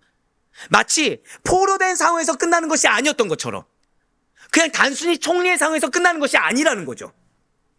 그 반대급부로 이렇게 사랑을 받았기 때문에, 은혜를 받았기 때문에 꼭 시기하거나 질투하는 세력이 있기 마련이라는 것입니다. 그렇다면 다니엘이 잘 되는 것을 누가 시기하고 누가 질투하는 것입니까? 앞서 말씀드린 대로 다니엘은 3명의 총리 중에 하나입니다. 당연히 하나님께서 지혜 주시고 하나님께서 명철을 주셨으니 돋보일까요? 안 돋보일까요? 돋보일 수밖에 없다는 거예요. 즉 이것도 감사하셔야 돼요. 여러분들은 지금 현재의 문제를 해결하는 수준의 그 정도 영혼이 아니라는 거예요. 절대 고백하실게요. 나를 반드시 돋보이게 하십니다. 아멘. 그때를 위해서 지금 빌드업 하시는 겁니다. 그래서 고난도 겪는 거고, 그래서 어려움도 겪는 거고, 그래서 좌절도 겪는 거고, 그래서 실패도 겪는 겁니다. 왜요? 그래야 교만하지 않거든요. 그래야 누가 봐도 이거 하나님이 하셨다라고 인정할 수밖에 없거든요. 그렇습니다. 그냥 해결하기 위한 하나님이 아니에요. 반드시 세우십니다. 반드시 돋보이게 하신다는 거예요. 그렇기 때문에 나머지 2명의 총리들은 시기와 질투에 빠져 다니엘을 죽이고자 했다는 거죠. 분명 메대의 다리오 왕은 다니엘을 메대 제국에서 가장 높은 관리로 임명하려고 했습니다. 그러니까 3명의 총리 중에서도 어떤 관리로요? 가장 높은 자리에 두고자 했어요. 그러자 다른 2 총리를 비롯한 모든 고관들이 다니엘을 시기하기 시작했다는 거예요. 사실 겉으로 봤을 땐 당연하죠. 자, 지금 메대 바사 민족은 누구입니까? 우리예요. 근데 지금 누구를 세우려고 하는 거예요? 포로에 불과한 다니엘을 지금 세우고자 왕이 지금 애쓰는 게 보인다라는 거죠. 다니엘 6장 3절과 4절의 말씀입니다. 다니엘은 마음이 민첩하여 총리들과 고관들 위에 뛰어남으로 왕이 그를 세워 전국을 다스리게 하고자 한지라. 이에 총리들과 고관들이 국사에 대하여 다니엘을 고발할 근거를 찾고자 하였으나 아무 근거 아무 허물도 찾지 못하였으니 이는 그가 충성되어 아무 그릇됨도 없고 아무 허물도 없음이었더라. 아멘. 지금 다니엘이 어떤 자였다고 나와 있습니까? 무슨 연유로 다리오 왕의 신임을 얻은 것입니까? 지금 3절에 붉은색으로 표현된 부분을 보면 다니엘은 마음이 민첩하여 총리들과 고관들 위해 뛰어남으로 라고 나와 있습니다. 자, 여기서 어떤 글씨가 보이신가요? 그쵸? 마음이 민첩하여. 이게 무슨 뜻일까요? 어떻게 마음이 조급하다는 얘기입니까? 뭔가 행동이 빠르다는 얘기일까요? 절대 고백하실게요. 그 안에 탁월한 영혼이 있다. 바로 그겁니다. 다니엘은 이 안에 탁월한 영이 있다는 거예요. 우리는 이분을 뭐라 얘기하죠? 성령님이 계시다는 거죠. 그러니까 여러분들 어쩌면 우리가 학벌이 부족할 수도 있고요. 가진 자산이 부족할 수도 있고 그리고 내 경험이 일천할 수도 있습니다. 근데 그 모든 것을 뛰어넘는 한 번 더 우리 고백하실까요? 탁월한 영 성령님께서 나와 함께 하십니다. 아멘. 자, 오늘 우리가 드려야 될 기도, 놓치지 말아야 될 기도 세 번째가 또 나왔습니다. 자, 첫 번째가 무엇입니까? 구별된 믿음. 두 번째가 무엇이죠? 고차원적인 섭리를 기대하라. 기대하는 믿음입니다. 굳이 붙이자면 결단력 있는 믿음까지 요구한다고 말씀드렸어요. 자, 세 번째가 지금 무엇이라고요? 성령 충만 두고 기도하셔야 돼요. 성령 충만. 지금 내가 탁월한 게 아니죠. 누가 탁월하신 거예요? 성령님이 탁월하시기 때문에 그 성령으로 충만하여져서 분별할 수 있어야 된다는 거죠. 하나님 지금 나에게 무엇을 원하시는지 성령의 음성을 들을 수 있어야 되는 것입니다. 그러니까 어쩌면 이 성령 충만이 내가 확 체감될 수도 있고 그냥 부르짖는데 내가 잘 못 느낄 수도 있어요. 근데 중요한 것은 간절해야 된다는 거예요. 간절해야 된다는 것입니다. 나의 간절함을 통해 역사하는 충만한 성령님을 만날 수 있는 우리가 되길 간절히 소망합니다. 그래서 내가 이전에는 기대할 수 없었어요. 근데 기도하는데 막연하게나마 기대의 마음이 들었다. 이게 역사예요. 내가 이전에는 이걸 기도 제목으로 삼지 않았습니다. 근데 막연하게나마 왠지 이것도 기도해야 될 것 같아서 기도했습니다. 이게 뭐라고요? 이게 역사예요. 그럼 그 입술을 통해 역사하는 겁니다. 기도는 그렇게 늘려가는 거예요. 기도는 결국 누구에게 순종해야 됩니까? 성령님께 순종해야 늘려가요. 내가 판단해서 이건 기도해도 되고 이건 안 해도 되고 이건 해봤자 소용이 없었고 이건 하면 왠지 들어줄 것 같고 이런 판단하지 말고 모두 다 주의 영역으로 맡기는 거. 성령 충만의 시작입니다. 그 가운데 성령님께서 변화를 주세요. 그 가운데 성령님께서 여러분들의 마음에 생각에 변화를 주시고 입술이 열리게 되는 것입니다. 그렇습니다. 지금 다니엘은 하나님을 신실하게 섬기며 구별된 믿음으로써 일생을 이 하나님의 영으로 성령님으로 충만하게 살아냈기 때문에 멀리 떨어진 곳에서도 다니엘은 밝게 빛나는 탁월한 존재로 보여졌다는 거죠. 그렇기 때문에 다리오 왕은 다니엘을 총리로 임명한 그 이유가 단순히 이전 나라에서 왜 우리나라 근현대사를 보면은 사실은 해방 이후에 6.25 전에 주요 고위 관료직이 다 누구입니까? 일제치하 때. 예, 그 경험을 높이 사서. 즉, 비슷해요. 대다수가 한 나라를 침범합니다. 침범해서 그 나라를 멸망시킬 때 다 죽이지 않습니다. 대다수는 어떻게 하죠? 그 지역을 다스렸던 관료들을 그대로 데려와서 그 지역을 동일하게 다스리게 합니다. 왜죠? 그 지역을 누가 제일 잘하니까? 다스렸던 사람의 경험을 사는 겁니다. 다스렸던 사람의 지식을 사는 거예요. 그런데 다니엘은 달랐어요. 메대 제국의 다리오 왕이 다니엘을 총리로 임명한 이유는 단순히 이전의 바벨론 제국의 고위 관료로서 오랫동안 정책을 수행하였다는 그 풍부한 경험을 높이 쌓기 때문이 아니라는 거죠. 분명히 80세가 넘은 나이가 지금 다니엘입니다. 그럼에도 불구하고 영혼이 맑아요. 총명합니다. 영혼은 왜 맑죠? 이 안에 누가 있기 때문에. 한 번 더 고백하실게요. 탁월한 영. 즉 저는 이게 어떻게 들릴지 모르시겠지만 저는 여러분들을 위해 기도할 때 한 가지 더 기도하는 게 있습니다. 죄송해요. 이거 그냥 마음의 사랑으로 받아주셔야 됩니다. 여러분들의 장례 예배를 누가 드려야 돼요? 네, 제가 드릴 수 있도록.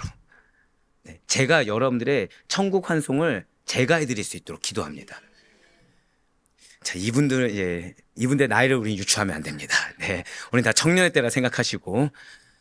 자, 그런데 중요한 거는 그렇게 제가 기도할 때 무엇을 기도하냐? 이분들이 끝까지 총명을 잃지 않도록. 즉 이분들이 주님을 만나는 그 순간까지, 자, 누가 아멘 했는지 모르지만 그분이 부끄럽지 않게 우리 다 같이 고백하시다. 끝까지 성령 충만하도록. 네, 이런 사랑 감사합니다. 네, 끝까지 성령 충만하도록, 끝까지 총명을 놓치지 않도록. 그러니까 죄송한 말씀이지만 치매와는 거리가 멀고 고집과는 거리가 멀고 끝까지, 나이 많으신 분이 이렇게 말하나요 갑자기? 끝까지 성령 충만하는 거 두고 기도하고 있습니다. 누구처럼요? 다니엘과 같이 되길 저는 바라고 있다는 거예요. 다니엘과 같이 끝까지 영혼이 맑고, 즉 성령 충만하고 총명하여 다른 사람들보다 탁월한 지적 능력, 영적 능력, 정신적 능력을 주님을 만나는 그 순간까지 유지할 수 있도록 주여 역사하여 주시옵소서. 이게 기도예요. 근데 그 자가 누구였다고요? 다니엘이었다는 거죠. 즉 지금 다리오 왕은 다니엘의 경험을 산 게 아닙니다. 다니엘의 그 맑은 영적 능력, 다니엘의 총명한 지혜, 다니엘의 타고난 지적, 정신적, 영적 능력에 대한 그 경험, 그 모든 걸 다 높이 평가했다는 거예요. 80세가 넘는 고령의 나이의 다니엘입니다. 그럼에도 불구하고 과거 느부갓네살 왕의 통치 초기에 지혜자 교육생으로 선발되어 교육받던 10대 후반과 조금 더 다름없이 모든 면에서 탁월한 상태를 유지하고 있다는 거예요. 여기서 저는 이제 좀 기도 제목이 다릅니다. 그러니까 여러분들을 위해서 기도할 때 여러분들 노년이 10대와 동일하게 해달라고 기도하지 않습니다. 무엇이라 기도할까요? 주님께서 보시기에 성장한 가장 최고점, 그때를 평생 유지하도록. 아멘이라 하셨죠? 아멘이라 하셨죠? 제가 뭐라 말씀드렸죠? 유지된다고 했습니까? 안 된다고 했습니까? 안 된다고 했습니다. 성도는 둘 중에 하나입니다. 성장하냐? 퇴보하냐? 그럼 최소한 유지하려면 뭐 해야 돼요? 반드시 성자. 즉 여러분들은 주님을 만나기 전까지 나는 끝까지 양육받고 성장하겠습니다. 무서우신 분들이야. 제가 봤을 때는 평생 저를 괴롭히겠다고 얘기 드리는데 감사하고 있습니다. 사실 성도는 이런 각오를 가지고 있어야 돼요. 그냥 내가 지금 은퇴했으니까가 아닙니다. 여러분들 죄송하지만 우리가 어른을 공경할 수 있어야 됩니다. 근데 정확히 말씀드릴까요? 어른이 공경받을 수 있도록 계속 성장하는 모습을 보여줘야 됩니다. 부모는 공경받아 합당합니다. 공경받기에 합당할 정도로 계속해서 탁월한 상태를 유지 성장해야 됩니다. 그러기 위해서 어떤 모습을 보이라? 구별된 믿음을 보여야 된다는 거예요. 맞습니다. 지금 다니엘은 하나님의 특별한 은혜에 기인한 것이 맞습니다. 자, 이제부터가 중요하죠. 여러분들이 그럼 성장하기 위해서 여러분들의 노력 필요합니까? 안 필요합니까? 다니엘을 보셔야 된다는 거예요. 필요합니다. 죄송하지만. 하나님의 특별한 은혜가 다니엘에게 임했기 때문에 이 80이 넘는 고령의 나이에도 성령도 충만하고 총명하고 능력도 있고 다 맞아요. 하지만 다니엘 개인의 탁월한 영성 관리에 기인한 것이라고도 볼 수가 있다는 거예요. 즉 다니엘은 끊임없이 자신을 쳐서 복종했습니다. 다니엘은 끊임없이 그냥 하나님이 자연적으로 은혜 주시겠지 이것이 아니라 자신이 항상, 절대 고백하실게요, 고람되어가 정말 중요하다는 거예요. 항상 하나님 앞에서 내가 계속 정결한 상태인지, 내가 계속 구별된 상태인지, 내가 계속해서 탁월함을 유지하고 있는지, 충만함을 유지하고 있는지 끊임없이 재판관 대신 하나님 앞에 서 있었다는 거죠. 그래서 그러한 하나님의 말씀을 기준으로 쳐서 복종했다는 거예요. 영적 지적 상태에 대해서 수십 년 동안 노련한 국정 경험이 더해져서 다니엘의 총리로서의 능력은 다른 모든 총리보다 매우 탁월할 수밖에 없었다는 것입니다. 즉 하나님이 능력 주셨어요. 끊임없이 노력을 합니다. 거기에 더해서 남들보다 더 성실하기까지 하다는 거죠. 그러니 이러한 다니엘에 대한 시기는 매우 강렬할 수밖에 없다는 거예요. 왜냐하면 가만히 있어도 시기받을 만한데 출신이 미천하다는 거죠. 출신이 무엇입니까? 출신이 패망한 나라의 포로 출신입니다. 그러다 보니 메대와 바사 제국을 세우는데 다니엘 공 세웠습니까? 안 세웠습니까? 어떠한 공을 세우지 않았다는 거예요. 특별한 어떠한 공을 세우지 않았어요. 그러니 이들은 질투할 수밖에 없는 겁니다. 아니 다리오 왕도 노망든 거지. 지금 이 메데와 바사 제국을 세우는데 고생한 이 개국공신 옆에 두고 갑자기 저 포로 출신의 저 사람을 왜 세우겠다고 하는 거야? 난 질투가 드는 것입니다. 다니엘 6장 4절 말씀을 보시면 그래서 고소할 근거를 찾고자 했으나 아무 허물이 없었다라고 나오고 있지 않습니까? 다니엘 6장 4절의 말씀입니다. 이에 총리들과 고관들이 국사에 대하여 다니엘을 고발할 근거를 찾고자 하였으나 아무 근거 아무 허물도 찾지 못하였으니 이는 그가 충성되어 아무 그릇됨도 없고 아무 허물도 없음이었더라. 아멘. 맞습니다. 이 말씀을 알기 위해서는 한 단어를 먼저 아셔야 되는 거죠. 지금 한 단어가 무엇일까요? 질투예요. 질투. 시기 질투입니다. 지금 다니엘을 질투하고 다니엘을 시기하던 사람들이 다니엘을 고소하기 위해서 수없이 그의 허점을 찾고 또 찾습니다. 그러니까 이 시기 질투에는 뭐도 있는 거죠? 시기 질투에는 무시하는 것도 있는 겁니다. 어떤 출신에 근거한, 실력에 근거한 것이 아니라 출신에 근거한 사람을 무시하는 것과 사람을 시기하는 것과 사람을 질투하는, 한번 고백하실게요. 인간의 감정. 맞습니다. 인간의 감정에 의해서 문제거리를 찾고자 한다는 거예요. 하지만 찾을 수 없다는 거죠. 왜요? 저도 한번 더 고백하실까요? 구별된 믿음. 바로 그거예요. 바로 그렇습니다. 여러분들 환경이 어려울 수 있어요. 상황이 어려울 수 있습니다. 그런데 중요한 건 하나님께서 은혜를 주신다고 해도 문제가 있을 수 있다 없다? 있을 수 있습니다. 하지만 그 문제가 되지 않게 되는 것은 다른 게 필요한 게 아니에요. 한 번 더 고백하실게요. 나의 구별된 믿음. 맞습니다. 나의 구별된 믿음이 궁극적으로 하나님의 역사의 도구가 된다는 사실을 잊지 마시길 바라겠습니다.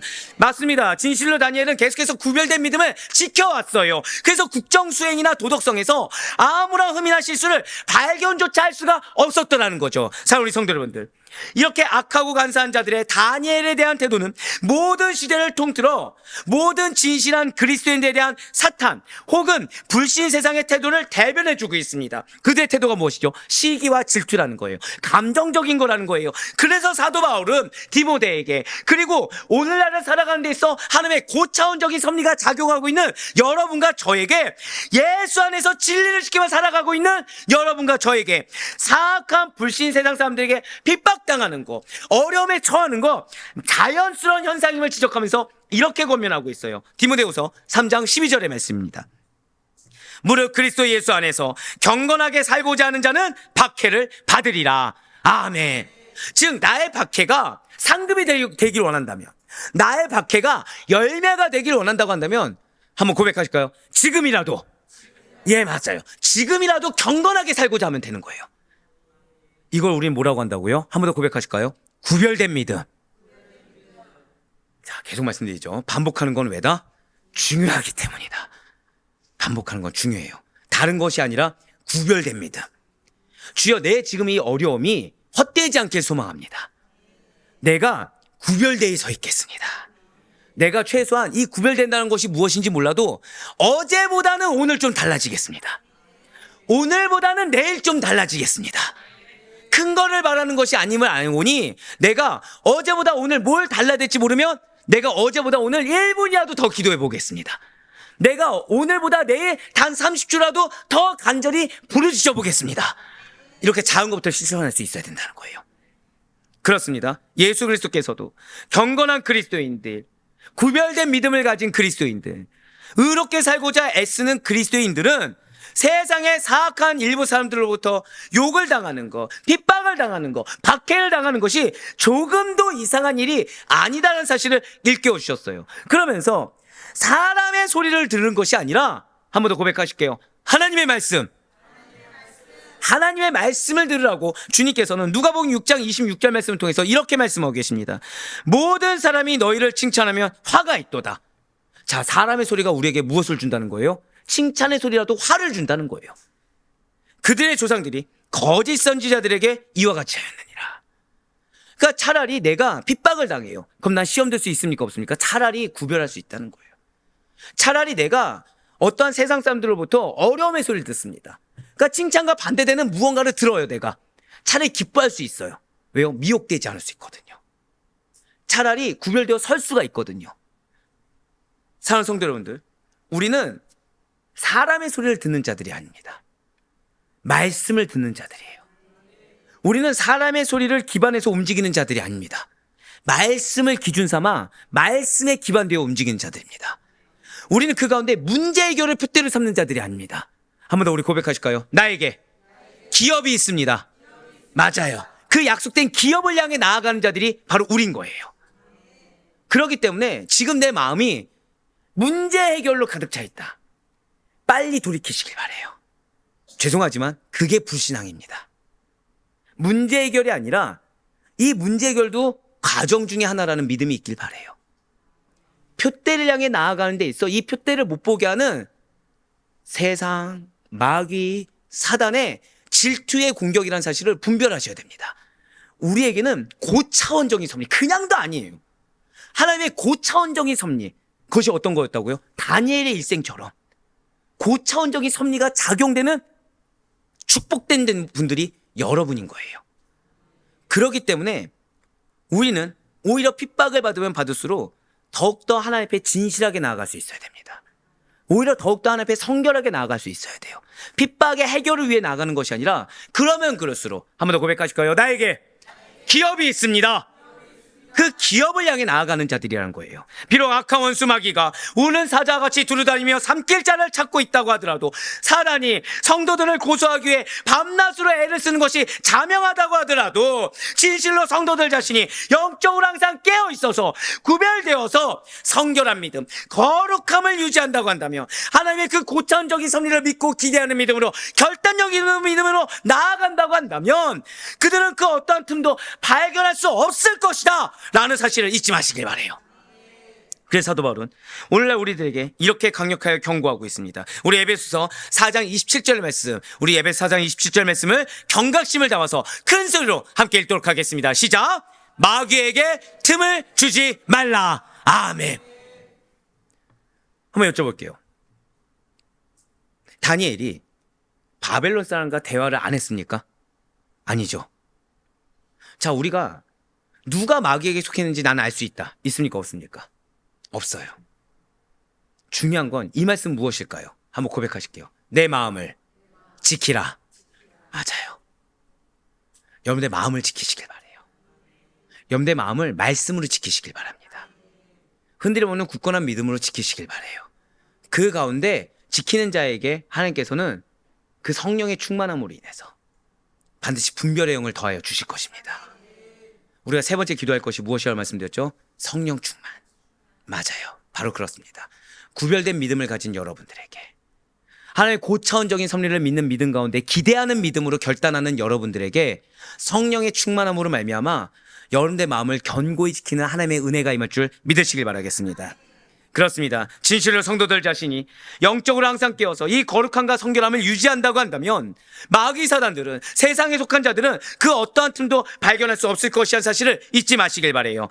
어떠한 상황에서도 어떠한 이유에서도 마귀에게 틈을 주면 안 되는 것입니다. 진실로 다니엘이 자신을 고소하고 하나님을 대적하는 법을 내미는 자들 앞에서도 흔들림 없이 신앙을 지켰어요. 이러한 다니엘에게서 어떠한 허점도 찾아낼 수 없게 되자 대적자들은 다니엘이 매일 하나님께 예배드리는 구별된 생활을 올무로 이용하더라는 거죠. 즉 30일 동안 다리오 왕 외에는 어떠한 사람이나 신에게 경배하는 자는 사자굴에 넣어 처형한다라는 말도 안 되는 법을 만들었다는 것입니다. 바로 다니엘 6장 5절에서 7절까지의 말씀입니다. 그들이 이르되 이 다니엘은 그 하나님의 율법에서 근거를 찾지 못하면 그를 고발할 수 없으리라 하고, 이에 총리들과 고관들이 모여 왕에게 나아가서 그에게 말하되 다리오 왕이여 만수무강하옵소서. 나라의 모든 총리와 지사와 총독과 법관과 관원이 의논하고 왕에게 한 법률을 세우며 한 금령을 정하실 것을 구하나이다. 왕이여, 그것이 곧 이제부터 30일 동안에 누구든지 왕 외에 어떤 신에게나 사람에게 무엇을 구하면 사자굴에 던져넣기로 한 것이니이다. 아멘. 자, 이 법이 어떻게 들리십니까? 정당합니까? 여러 가지 의미로 불의한 법이죠. 왜입니까? 왕을 신격화하는 교만한 법입니다. 백성들의 종교 생활을 금하는 무지한 법입니다.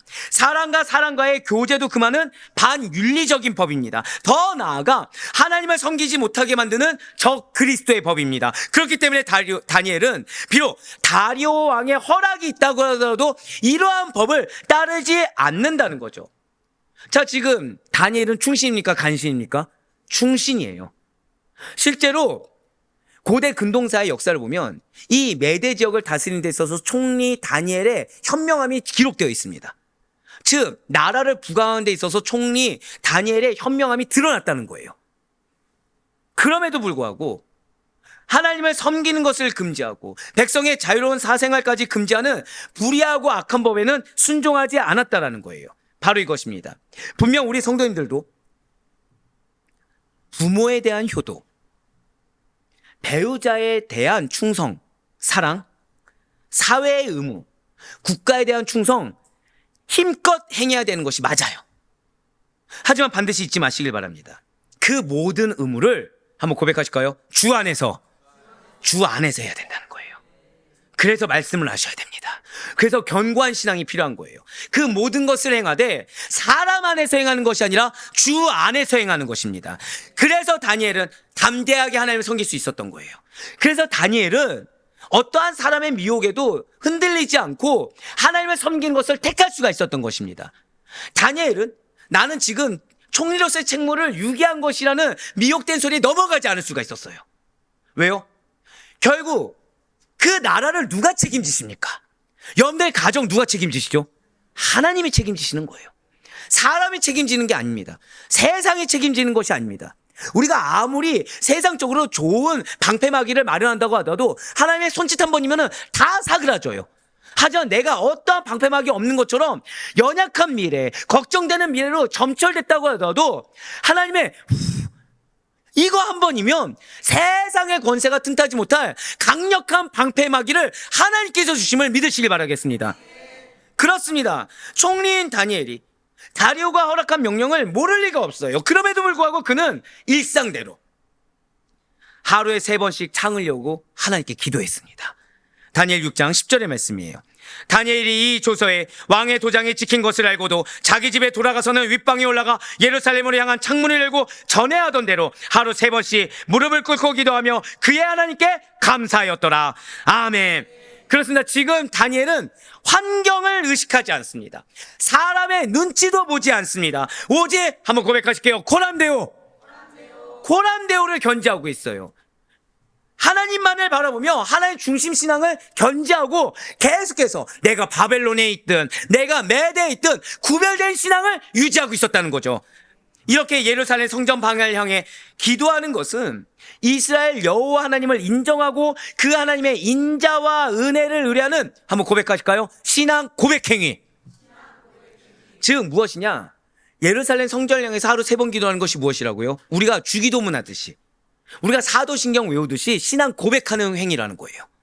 감사드린다라는 것은 비록 자신에게 어떠한 손해가 올지라도 하나님만을 송축하며 신앙 절개를 지킨다라는 의미라는 거죠. 자, 감사하다가 무엇이라고요? 우리가 흔히 하는 것은 이루어질 것을 믿고 감사합시다. 아니에요, 죄송하지만 감사는 그것이 아닙니다. 이루어질 것을 믿고 감사하는 것도 감사의 일환일 수 있어요. 하지만 참된 감사, 지금 다니엘이 말하는 이 감사는 비록 그리 아니하실지라도 나는 신앙을 지키겠습니다. 왜요? 지금 이 순간은 그리 아니하실 수 있어요. 하지만 나에게 어떤 섭리가 있다고요? 고차원적인 섭리가 있기 때문에 실패를 실패로 끝나지 아니하실 것 믿습니다. 절망을 절망으로 끝나지 아니하실 것을 믿습니다. 이미 포로에서 총리까지 극과 극을 경험하게 하신 하나님께서 이 기도 제목 이상의, 한번 고백하실게요. 여호와 이래. 그것을 믿는 고백인 거예요. 만일 법령이 무서워서 창을 닫고 은밀하게 기도했다고 한다면 분명 다니엘은 무사했을 것입니다.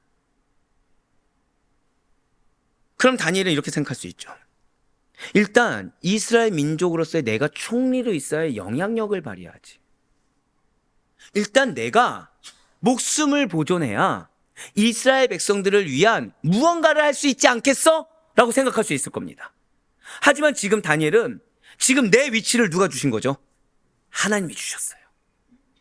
근데 내 위치가 언제 쪽도 있었습니까? 포로였을 때도 있었어요. 그렇기 때문에 내가 이들을 지키는 것이 아니에요. 여러분들 죄송하지만 여러분들이 가정을 지키는 게 아닙니다.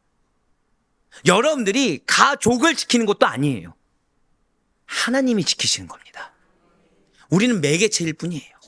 우린 통로일 뿐인 것입니다. 예, 맞아요. 다니엘은 그것을 알고 있었어요. 내가 이스라엘 백성들을 지키는 것이 아니에요. 내가 저 메대 사람들을 변화시키는 게 아니에요. 내가 신앙을, 하나님을 속여서 가면서까지 저들을 변화시킬 수 없다는 걸 알고 있다는 거죠. 내가 아니더라도, 아니 내가 구별된 믿음으로 있다고 한다면 하나님께서는 기업을 반드시 이루실 것을 믿었어요. 내가 구별된 신앙을 지키기만 한다면 하나님께서는 내가 아니라도 나에게 약속한 기업을 반드시 이룰 것을 믿었어요. 그래서 그는 오히려 창문을 활짝 열고 하나님을 예배한 것입니다. 대적들에게 발각되면 목숨을 잃게 된다는 사실을 너무나도 잘 알고 있었어요. 하지만 고차원적인 섭리를 믿고 기대할 수 있었기 때문에 모든 것을 초월하여 하나님께 대한 신앙을 담대하게 나타낼 수가 있었다는 것이죠. 그리고 이 모습이 하나님께서 여러분과 저에게 원하시는 모습이에요. 진실로 성도들 역시도 어려운 상황일수록 더욱 담대하게 하나님을 섬기고 또 생활로도 구별된 신앙을 고백할 수 있어야 됨을 잊지 마시길 바라요. 그래서 히브리서 기자가 우리에게 이렇게 권면하고 있습니다. 정확히는 약속된 기업이 있는 우리에게 이렇게 권면하고 있어요. 우리 다 같이 히브리서 10장 35절의 말씀도 다 같이 읽겠습니다. 시작. 그러므로 너희 담대함을 버리지 말라. 이것이 큰 상을 얻게 하느니라. 아멘. 그냥 대놓고 말씀드릴게요. 여러분과 저에게 큰 상이 있습니다. 근데 지금 하나님께서 우리에게 뭐 원하시는 거예요? 그냥 요거 하나 원하시는 거예요. 담대함. 흔들리지 않는 담대함. 상황 따라 흔들리고 사람 따라 흔들리는 것이 아니라 고차원적인 섭리가 나에게 있어서 약속된 기업이, 약속된 큰 상이 있다라는 담대함. 그래서 지금 이 상황도 마치 포로와 같은, 다니엘이 포로와 같이 있었던 이 상황도 반드시 나에게 상이 되는 총리와 같은 그런 것으로 인도하는 과정이라는 담대함. 이것이 우리의 오늘 네 번째 기도예요. 첫 번째 기도가 무엇이죠? 구별된 믿음. 두 번째 기도가 무엇이죠? 고차원적인 섭리를 믿고 기대하는 믿음. 여기 하나 더 요구하면 결단력까지 말씀드렸습니다. 세 번째가 무엇이었죠? 성령 충만. 정말 중요하죠. 왜요? 성령이면 어떤 영이기 때문에? 탁월한 영. 탁월한 영이기 때문에. 그러니까 내가 다 가늠할 수 없습니다. 자, 마지막 네 번째가 무엇이죠? 한번 고백하시겠습니다. 담대한 믿음. 그걸 원하시고 계시다는 거예요. 내 눈을 믿지 않는 겁니다. 내 들리는 소리를 믿지 않는 겁니다. 내 감정과 내 감각을 믿지 않는 것입니다. 아무리 머릿속으로 바른, 예견되는 그 상황들이 보인다고 하더라도 이거 믿지 않는 거예요. 무엇만을 믿는 거예요? 한번 고백하실까요? 말씀! 말씀만을 믿는 거예요. 주신 약속의 말씀만을 믿는 거예요. 그렇습니다. 진실로 다니엘은 오직 하나님만을 의뢰하고 의지하였기 때문에 그 고차원적인 섭리를 확신했기 때문에 담대하게 하지만 묵묵히 사자굴로 들어갔던 거예요. 마치 예수 그리스도께서 유월절 밤중에 체포되어 십자가의 길로 가신 것과 같은 모양으로 걸어갔다는 거죠. 사랑하는 성도 여러분들, 지금 사자굴에 들어가는 다니엘은 풀무불에 새 친구가 던져질 때와 거의 비슷한 극도의 위험한 상황이 아닙니까? 그런데 이 둘 사이에 중요한 하나의 차이가 있다는 거예요. 느부갓네살 왕의 금신상에 절하지 않았다라는 죄로 풀무불에 들어갈 때 다니엘의 새 친구 어떻게 들어갔습니까?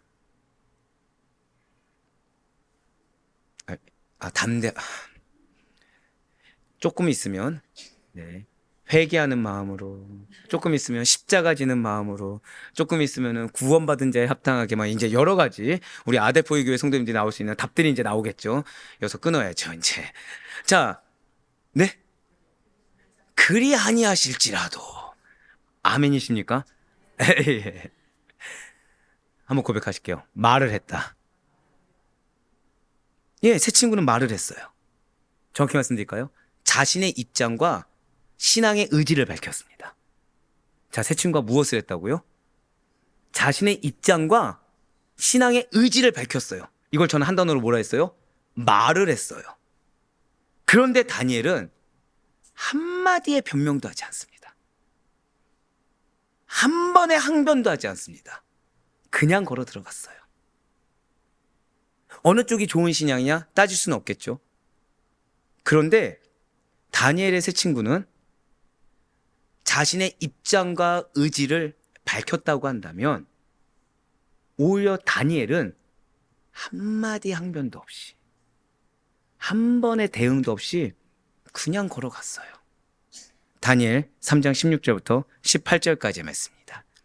사드락과 메삭과 아벳느고가 왕에게 대답하여 이르되 느부갓네살이여 우리가 이 일에 대하여 왕에게 대답할 필요가 없나이다. 왕이여 우리가 섬기는 하나님이 계시다면 우리를 맹렬히 타는 풀무불 가운데에서 능히 건져내시겠고 왕의 손에서도 건져내시리이다. 그렇게 하지 아니하실지라도 왕이여 우리가 왕의 신들을 섬기지도 아니하고 왕이 세우신 금신상에게 절하지도 아니할 줄을 아옵소서. 아멘. 이거 누가 얘기한 거죠? 세 친구가 얘기한 거죠.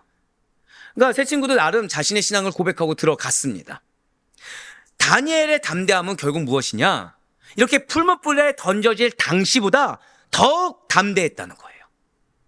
신앙이 깊어질수록 말이 아니라 한 번 더 고백하실게요. 행동으로, 삶으로 바로 그거 말씀드린 거예요.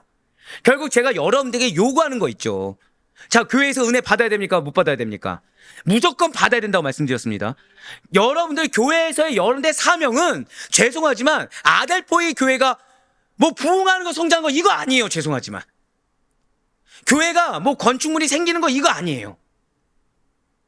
여러분들 죄송하지만 여러분들의 아델포이 교회 이론으로서 여러분들의 사명은 한번 고백하실게요. 내가 체험받고 성장해야 합니다. 할렐루야. 이거예요. 자, 중요한 거는 그럼 여러분들이 체험받고 성장했습니다. 어디서 증명해야 됩니까? 바로 그거죠. 누군가는 가정이고 누군가는 직장이고 여러분들의 삶에서 증명하라는 거예요. 근데 그 삶에서 증명할 때 그것이 무엇이라고요? 지금 이 다니엘의 모습인 겁니다. 말로 하는 게 아니에요. 행동으로 내가 은혜 받은 걸 증명하세요. 행동으로 내가 변화된 거 증명하시고 행동으로 내가 체험받은 거 증명하셔야 돼요. 그게 여러분들의 사명이고 성도의 사명인 겁니다. 신앙이 깊어질수록 말이 아니에요. 신앙이 깊어질수록 행동과 삶으로 우리의 담대함을 증명하는 것입니다. 그만큼 다니엘은 하나님만을 의뢰했어요. 비록 목숨을 잃을지라도 영생을 얻으리라는 신앙의 확신을 지녔음을 그는 행동으로 나타내 보여준 겁니다. 그렇기 때문에 불의와 조금도 타협하지 않았어요. 항변하지 않았습니다. 입장 의지조차 밝히지 않고 그냥 묵묵히 사자굴로 들어갔어요. 여러분과 저 역시 마찬가지입니다. 어쩌면 여러분들 억울할 수 있어요. 어쩌면 여러분들 답답할 수 있고 어쩌면 여러분들 죽을 것 같은 상황일 수 있고 어쩌면 여러분들 걱정과 염려에 정말 체할 것 같은 물 한 잔에도 체할 것 같은 그런 상황일 수 있습니다.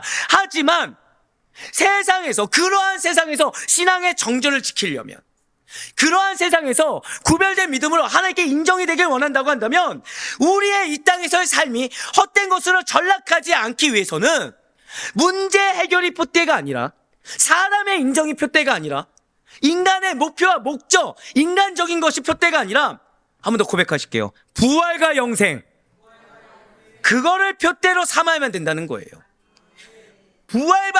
부활을 확신받은 자에 합당하게 영생을 소유한 자에 합당하게 이거 누가 인정하고 누가 줄 수 있습니까? 하나님께 인정되도록 하나님께 인정대로 나아가는 거예요. 그럴 때 사자굴에서 다니엘을 보호해 주듯이 여러분과 저 또한 하나님의 보호가 무엇인지 경험하게 된다는 사실을 잊지 마시길 바랍니다. 때를 따라 돕는 은혜가 바로 여기서 주어져요.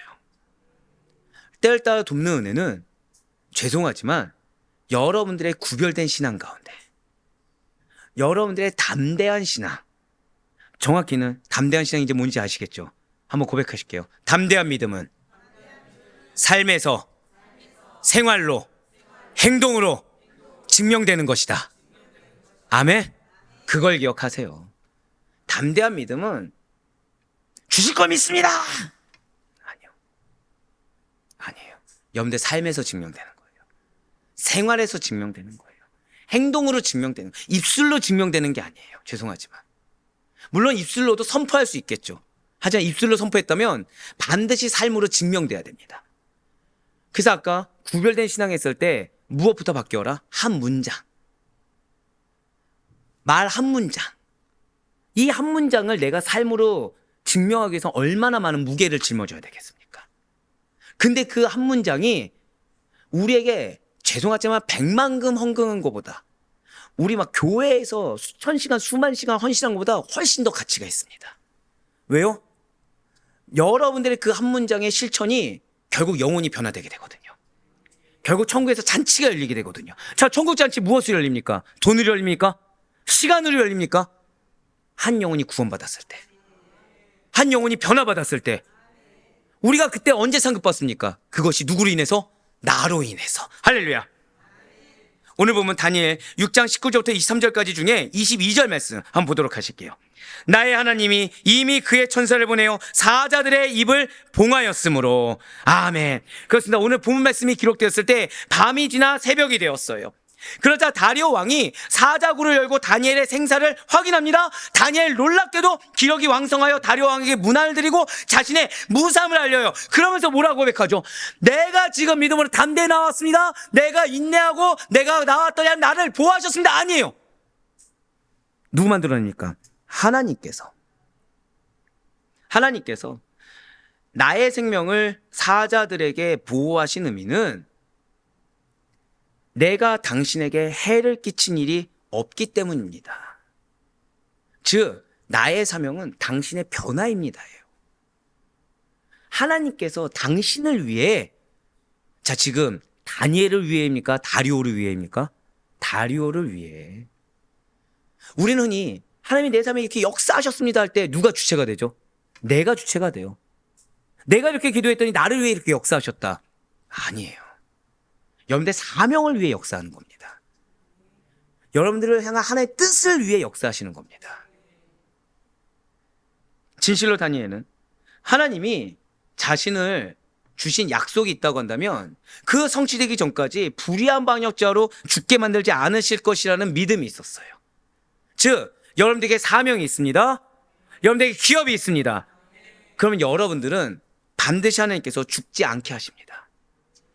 다윗이 시편에서 고백했던 것처럼 의의 길로 인도하실 주님을 온전히 신뢰하며 끝까지 승리하게 하신다는 거예요. 시편 23편 3절의 말씀입니다. 내 영혼을 소생시키시고 누구의 이름을 위해서요? 하나님이죠. 자기 이름을 위하여 의의 길로 인도하시는도다. 결국 다니엘을 모함했던 자들이 다니엘 말했습니까? 안 했습니까? 말하지 않았어요. 행동으로 보였습니다. 오히려 그들은 사자굴에 던져졌어요. 그리고 그들은 다니엘과 달리 즉시로 사자들의 밥이 되었습니다. 이제 다니엘은 그 모든 시험을 이겨내어 다리오 왕의 완전한 신임을 얻어 메대 나라의 수석 총리로서 그 영광된 삶을 영위하게 되었습니다. 다니엘 6장 28절의 말씀입니다. 이 다니엘이 다리오 왕의 시대와 바사 사람 고레스 왕의 시대에 형통하였더라. 아멘. 자, 다니엘 뭐라고 지금 말하고 있죠? 형통하였더라. 정적이 사자에서 형통한 게 아니죠. 자, 이전에 정적 있었습니까? 없었습니까? 다리오 왕 시대 때 정적 있었습니까? 없었습니까? 있었어요. 거듭 말씀드립니다. 형통은 문제가 없는 게 아니에요. 무탈은 어려움이 없는 게 아닙니다. 형통과 무탈은 하나님의 개입하심이 있는 거, 하나님의 인도하심이 있는 겁니다. 그거를 지금 증명하고 있는 거예요. 즉 무엇이죠? 비록 다니엘에게는 어려움이 있었더라도 그는 형통하였더라. 진실로 다니엘은 바사 사람 고레스 왕의 시대에도 형통했다라고 성경이 증언하고 있습니다. 이 고레스가 바로 다리오의 뒤를 이어 왕으로 등극한 자예요. 바벨론을 쳐부순 메대 왕 다리오는 2년간 통치하였다가 연로하여 죽고 그 사위인 고레스가 왕이 되어 페르시아 제국을 건설하게 되는 것입니다. 이렇게 고레스가 왕이 된 해에 바로 이스라엘을 포로에서 해방시켜준, 그래서 기환하게 된 사실을 우린 너무나도 잘 알고 있어요. 그럼 우리들은 이 페르시아의 고레스 왕이 무슨 이유로 이스라엘 백성들에게 호의적이었는지를 생각해 볼 수 있어야 된다는 거죠. 누구 덕분입니까? 다니엘 덕분이라는 거예요. 여러분들 이걸 기억하셔야 돼요. 지금 여러분들이 당하고 있는 고난은 중요한 영적 가치가 있습니다. 하나의 고차원적인 섭리 가운데 여러분들이 현재 겪고 있는 환란이라는 것은 우연이 아니에요. 무의미한 게 아니에요. 오히려 더 큰 은혜의 결실을 위해서 지금 이 과정을 겪게 한다는 사실을 잊지 마셔야 된다는 것입니다. 이 과정을 우리가 구별된 믿음으로, 이 과정을 고차원적인 섭리를 믿는, 기대하는 믿음 가운데 결단력 있는 믿음으로, 이 과정을 성령 충만함으로, 이 과정을 담대한 믿음으로 이겨낸다고 한다면 여러분들 덕분에 영혼이 해방되고, 여러분들 덕분에 공동체가 변화되며, 여러분들 덕분에 반드시 귀환하게 되는 은혜의 권속들이 허다하게 늘어나는 축복된 결실이 예비되었음을 확신하시길 바라겠습니다. 진실로 고레스는 사자굴에서 살아난 다니엘을 보고 깊은 감명을 받았어요. 그래서 고레스가 왕위에 올랐을 때 다니엘의 조언을 귀담아 듣고 이스라엘 민족들을 본토로 귀환시켰던 것입니다.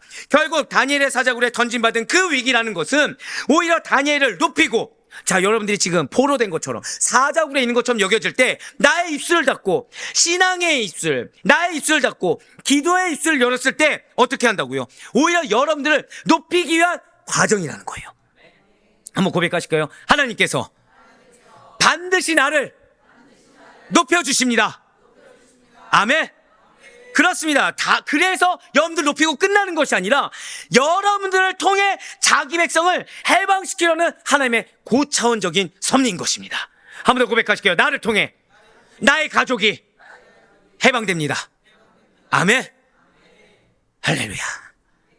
그러니 만약 우리가 지금 고난을 당하고 있다고 한다면, 어떠한 어려운 문제와 환난 가운데 마음이 힘들고 괴로워서 어떠한 용기조차 나지 않는다고 한다면, 낙심 가운데 절망하고 있고 지금 이 자리에 오는데 그냥 마지못해 왔다고 한다면, 오늘 다니엘을 기억하고 기대하시길 바라요.